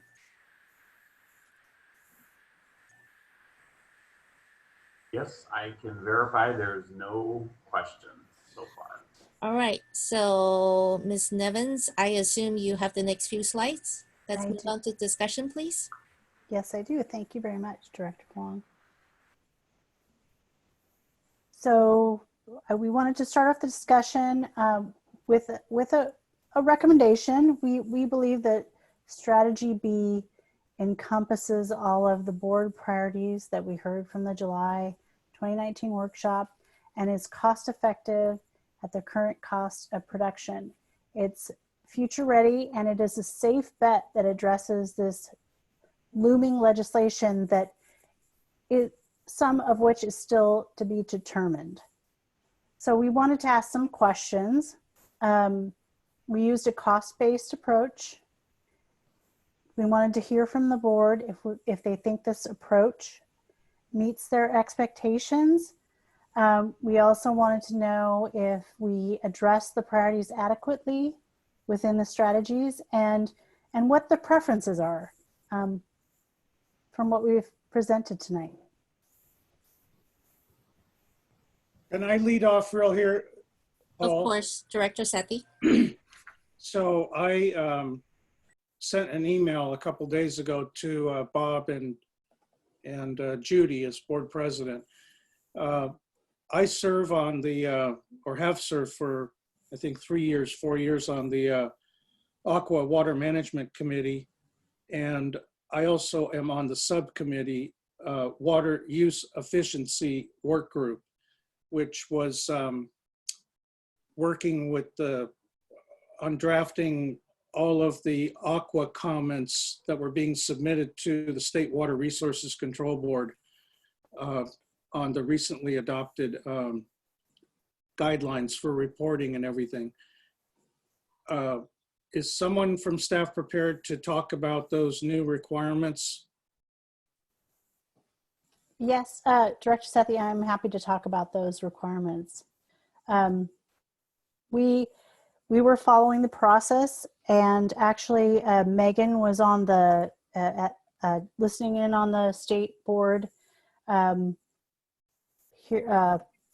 board meeting yesterday, and one of our primary concerns was just providing data on a monthly basis, because that data really is provisional data. It's the annual data that's got the good information in it. And they did make some changes that we thought were, maybe not all the way in that direction, but were satisfactory.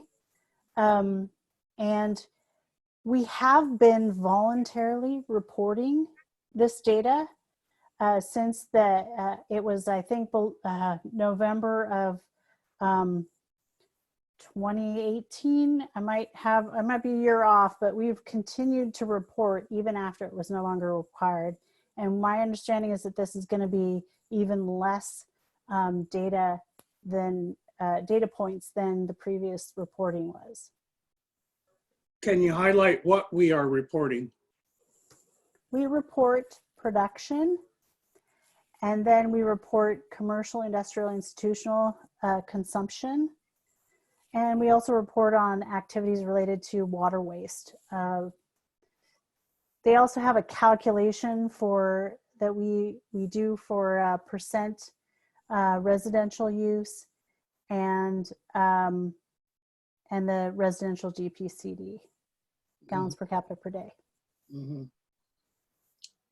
Okay, I'm generally supportive of strategy B that's being proposed by the staff. I would actually be willing to go to strategy C if at some point the board were willing to raise the fixed charge a little bit more, like Director Weed is talking about, in proportion to the consumption charge. I'm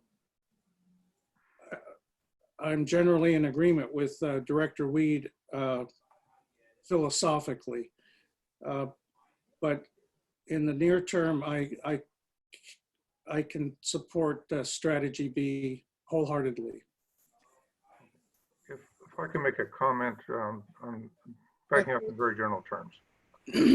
We got into a discussion of conservation versus efficiency. And under SB 7 and some of the others, there was a great deal of concern in the agricultural community, and they wanted the word efficiency, which now has been adopted without an understanding of what the implications were. The ag community wanted to efficiently use every drop of water they could to maximize productive use. That is what the term water use efficiency appropriately applies to. Water is a good thing. We should encourage people to use it. We should encourage them to drink water when they go into a restaurant, not discourage it. So we are working in a never land of some of the areas of water conservation because they're not grounded on rational discussion or economics. And in our case, we have a rate structure which penalizes us if we conserve, disproportionately penalizes us. Hey, John, if I might just build on your comment quickly, I'm not going to go on my soapbox here, but I was at the Groundwater Resources Association meeting, I think at the beginning of March down in Monterey. And one of the really intriguing conversations that was being held was on how water use efficiency in the agricultural industry in the Central Valley and Salinas Valley is destroying the land, that the soils are becoming undernutritious, that people are having to fallow land, that historically the best way of replenishing your groundwater basin was to flood the land and restore the fertility of the soil. And so with all these water conservation measures that have been going on in the Central Valley, they were presenting some very strong arguments that this has actually been destroying the fertility of the land. It's a very intriguing set of presentations, I must tell you. All right, so thank you. By the way, the Sierra Club, all of the environmental groups were targeted as being the ones that were taking control of the regional water boards and enforcing their philosophies and strategies on the agricultural industry. And so the blame all around, universally in that room, was against all of the environmental groups that they said are destroying our agricultural industry. So back to, thank you for your comment, back to ACWD. And I believe I heard Director Sethy supports strategy B, and Director Wee would support strategy A, but wish there's a strategy 0. Is that correct? Correct. All right. So with that, that's moving on to Director Gunther, please. I've been having a little bit of audio problem, but I've gotten a lot of the gist of this. And I understand this is not a discussion on rates. However, we've heard a lot about that. And this is not a discussion on rates. And there is a serious disagreement among several board members regarding rates. I just want to say that because some people might be watching this. And I don't want to get the opinion that we all agree on some of the things that have been said. Now that said, I'm not going to talk about it anymore because if we were, we would be agendized that. Now, to move on, I support strategy B.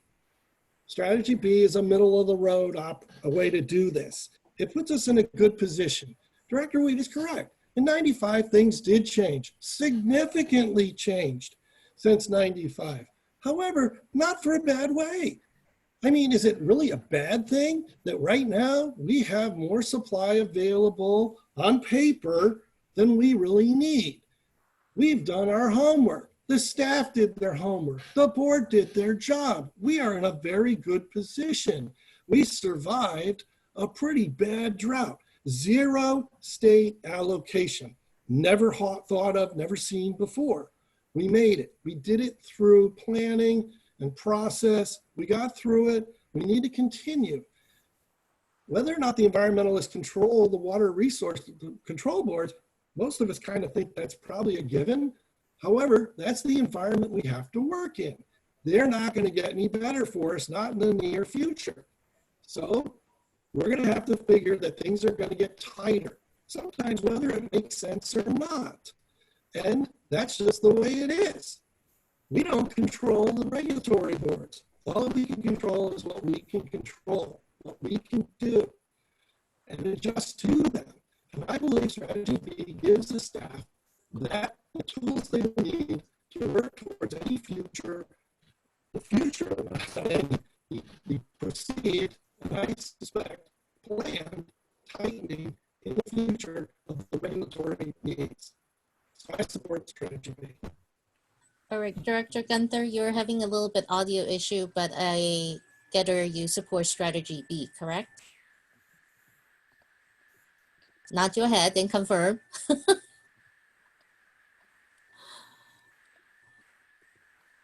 All right. I am going to assume, I think we all heard Director Gunther support Strategy B, and we'll verify that with him. And Director Akbari. I'd also be supportive of Strategy B. I think going back to slide 63 on how we're incorporating the board priorities, particularly on customer interest, I think Strategy B is a good place for us to start right now and to give our ratepayers who are interested in conversation the resources that they need to be able to move in that direction. So I think Strategy B is probably the best way to move forward currently. Thank you, Director Akbari. And as for me, I also support Strategy B. I just want to say thank you to staff for adhering to the criteria that we have set up, and remind us of the criteria that we asked you to start out with and adhere to them so well. So with that, I believe we have a couple more slides on the next step. Yes, that is correct. Thank you, Director Huang. I will get to that point. Let's see here. So now we have some short-term next steps we wanted to discuss. There's this dynamic period coming up in front of us. We've got an anticipated AMI startup, state regulations, which we've talked extensively about tonight. And then we have the integrated resources planning startup as well. So the district has the intention of implementing a strategy for the water use efficiency program based on board input. And any new water use efficiency measures, because there's always new measures that pop up, we will evaluate them based on how well they fit into the district's water use efficiency strategy as a first pass, and then bring them to committee or board or whatever makes sense to get the approvals we need. So for any questions about the short-term next steps? Stephanie, might I add one detail as well? This is the first iteration incorporating those priorities, and so there is a next step process where we finalize this, and there is an opportunity to bring a little bit of the input we heard here tonight into, I think, Strategy B is what we're hearing. Is that correct?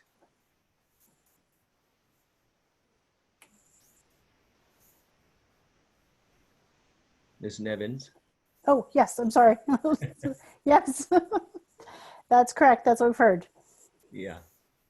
So the feedback we heard about, maybe there's a few specific measures of interest. I don't think we heard any other sort of additional refinements on those priorities. I'd like to just kind of clarify that with the board. Was there any further refinements, or did we misunderstand elements of those priorities that we should tweak just a little bit in the strategies for the final report? This is Paul. I just want to clarify my prior comment. Ideally, I would actually like to go to Strategy C. I find Strategy B very acceptable. So I'm very supportive of that. But I could go to strategy C, especially considering the cost differential if you're looking out over the next 20, 25 years.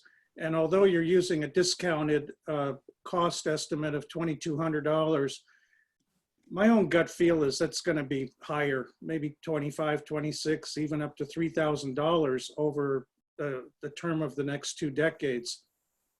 And so I'm thinking about future boards that will represent ACWD, future management teams.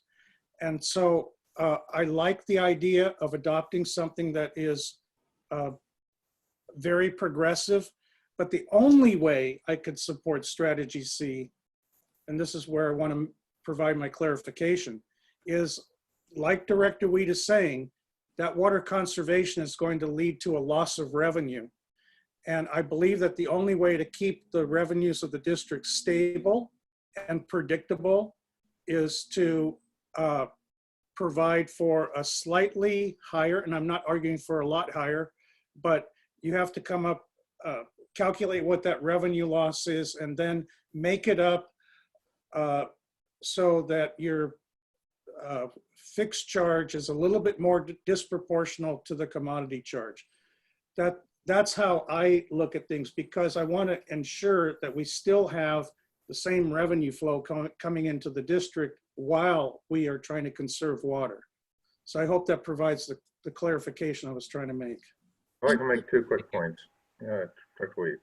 The difference is 300% difference in the cost versus revenue being generated. So it's not a small adjustment that needs to be made. It's a major adjustment. Thank you for your comments.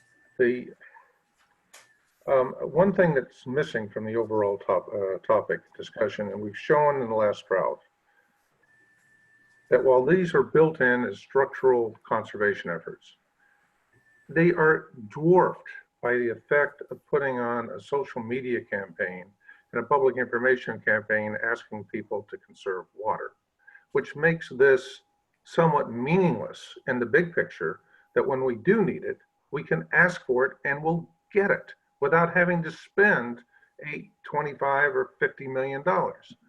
It's, we've lost sight that of what our own experience has been, where we were able to get 23% additional conservation, maybe not as much the next time, but still far more than we're talking about in any of these strategies.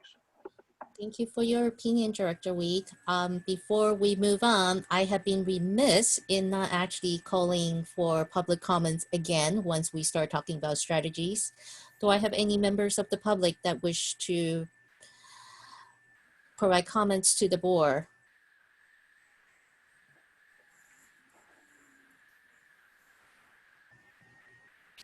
I am not seeing any chats or questions for the board online. Either President Huang, there's no questions so far. Thank you, Mr. Warren. So sorry for the interruption. Move on, please. Next slide. All right, thank you, Director Huang. So this next slide is going to be covered by Mr. Neiser, since it pertains to long-term water use efficiency. Next steps. Oops.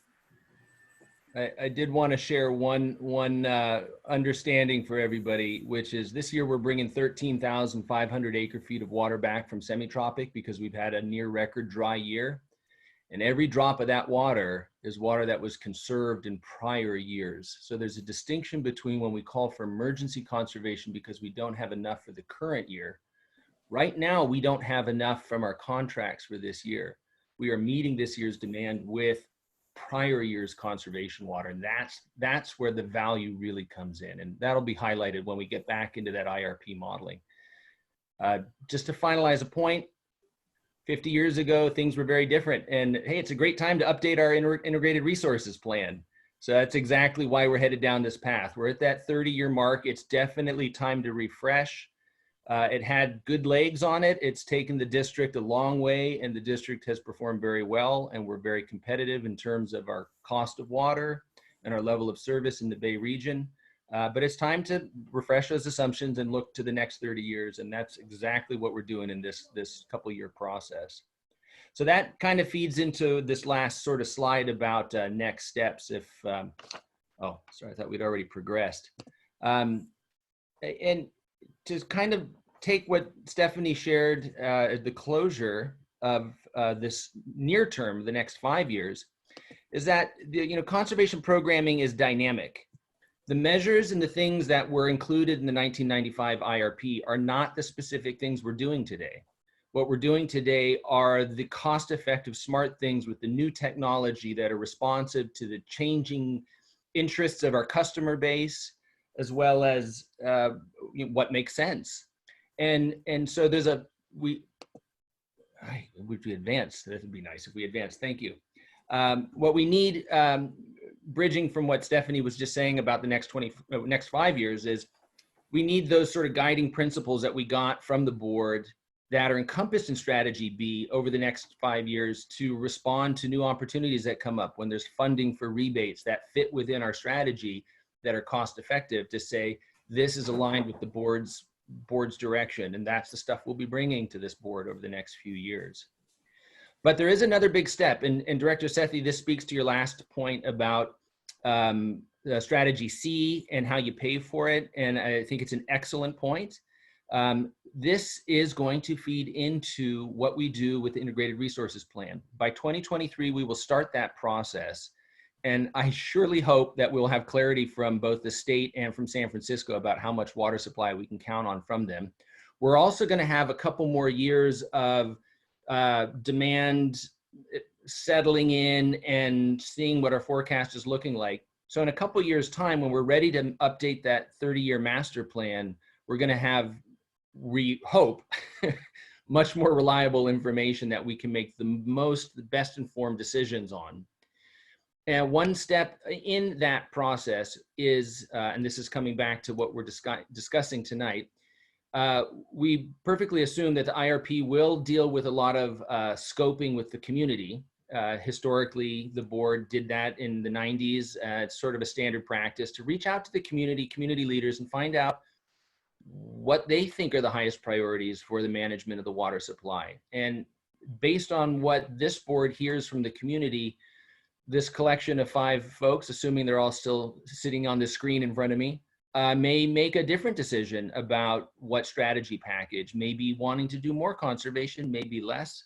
We'll see how that process plays out. So that's why we need this sort of guidance for the next few years, so we can continue to do the job we do in terms of pursuing the best, most cost-effective conservation measures as they come up. So with that, I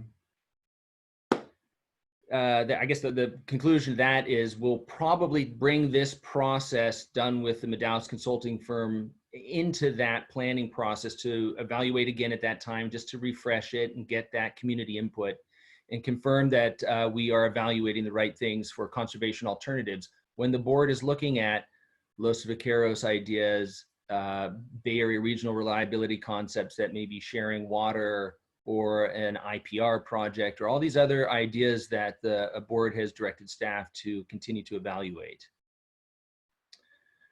So if there's no questions about how this will fit into the IRP, I'll just throw that out.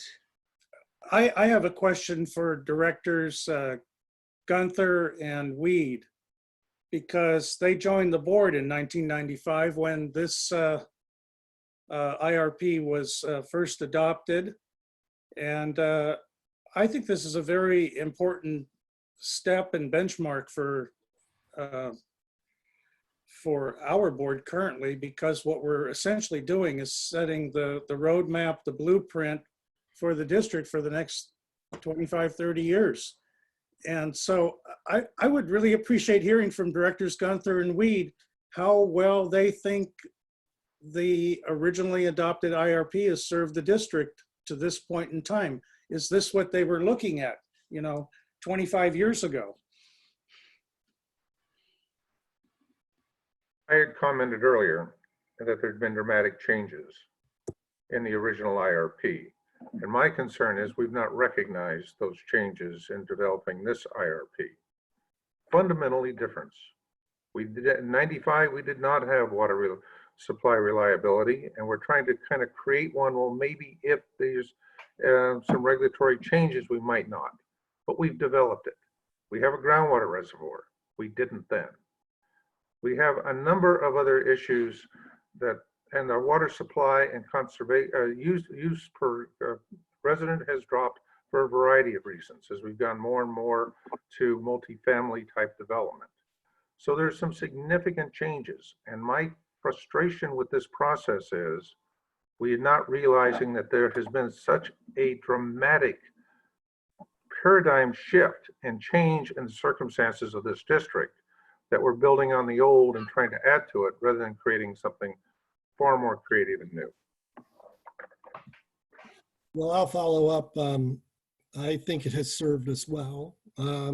Obviously, there have been some, yes, there have been some major significant changes. However, there are disagreements among where we stand today. I have strong opinions too. I feel that we've learned a lot of lessons regarding our rate structure. But once again, I've said this is not a meeting about rates. I think that when we started 30 years ago, we had a good groundwater basin. We are good now, and I disagree with Director Weed there. We had a good groundwater basin. Now, we've done some stuff over the last 30 years. We've done some significant projects. We had some significant curveballs thrown at us. A few years before we first started out, we never heard of what a steelhead was. I mean, we knew what they were, but we didn't see that coming, and we handled it. Corey Lakes was a design project before we even got on the board. We carried it through. It enhanced our groundwater capability. Yes, you are correct.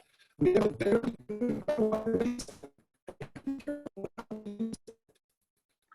Demands, they went up and they come down. The community, yes, you're right.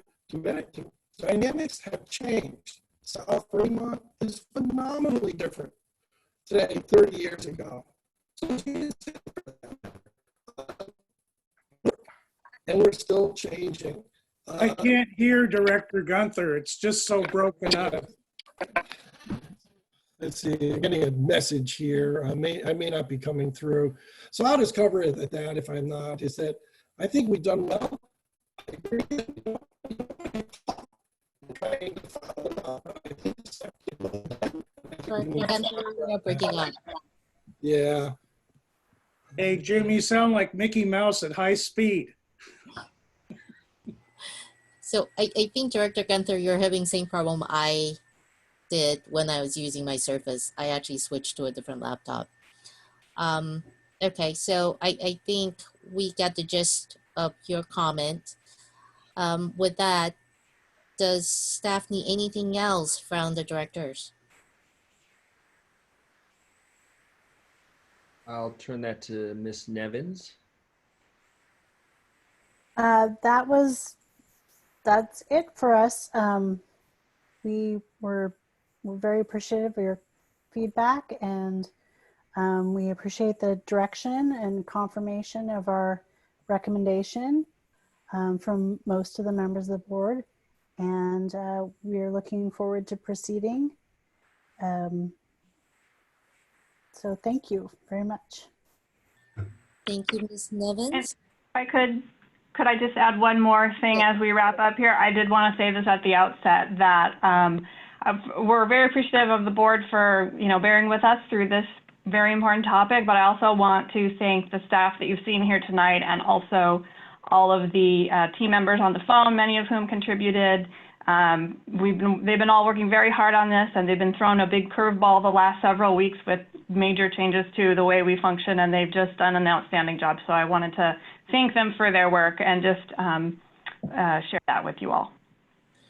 Thank you, Ms. Heides. And yes, this presentation, I can see a lot of work behind it.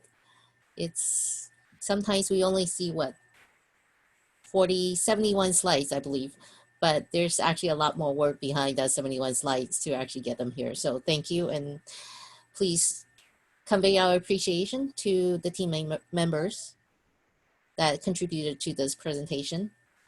And with that, I would like to move on to General Manager's report, please. Okay, thank you, President Huang, and the rest of the board members. Thank you for hanging in with us today. May is going to be a busy month for you all. We have not one, not two, but 3 board meetings scheduled. And May 14th begins the festivities with a regular board meeting. We have 2 workshops planned on May 21st and May 28th. It is budget season. And I just wanted to point out that your feedback this evening was good because we'll be able to start incorporating this into our budget process. Because, you know, when we show you potential programs in a vacuum, it's always good to bring it all together so that you can see everything at once. And so that will come up during the budget workshop. And then that second budget workshop is planned if we need it, or if we need to discuss anything else, at least it's on the calendar for now. So all these board meetings are still in play. Just assume they're in play unless you hear that staff is proposing to cancel them, okay? So that's it for General Manager's reports. Thank you, Mr. Shaver. Next item is Director's comment and or agenda items request. Director Wee, do you have any comments or item requests? I don't. I think that's a no, right? Yes, correct. Thank you. Director Sethy. None for me. Thank you. Director Gunther.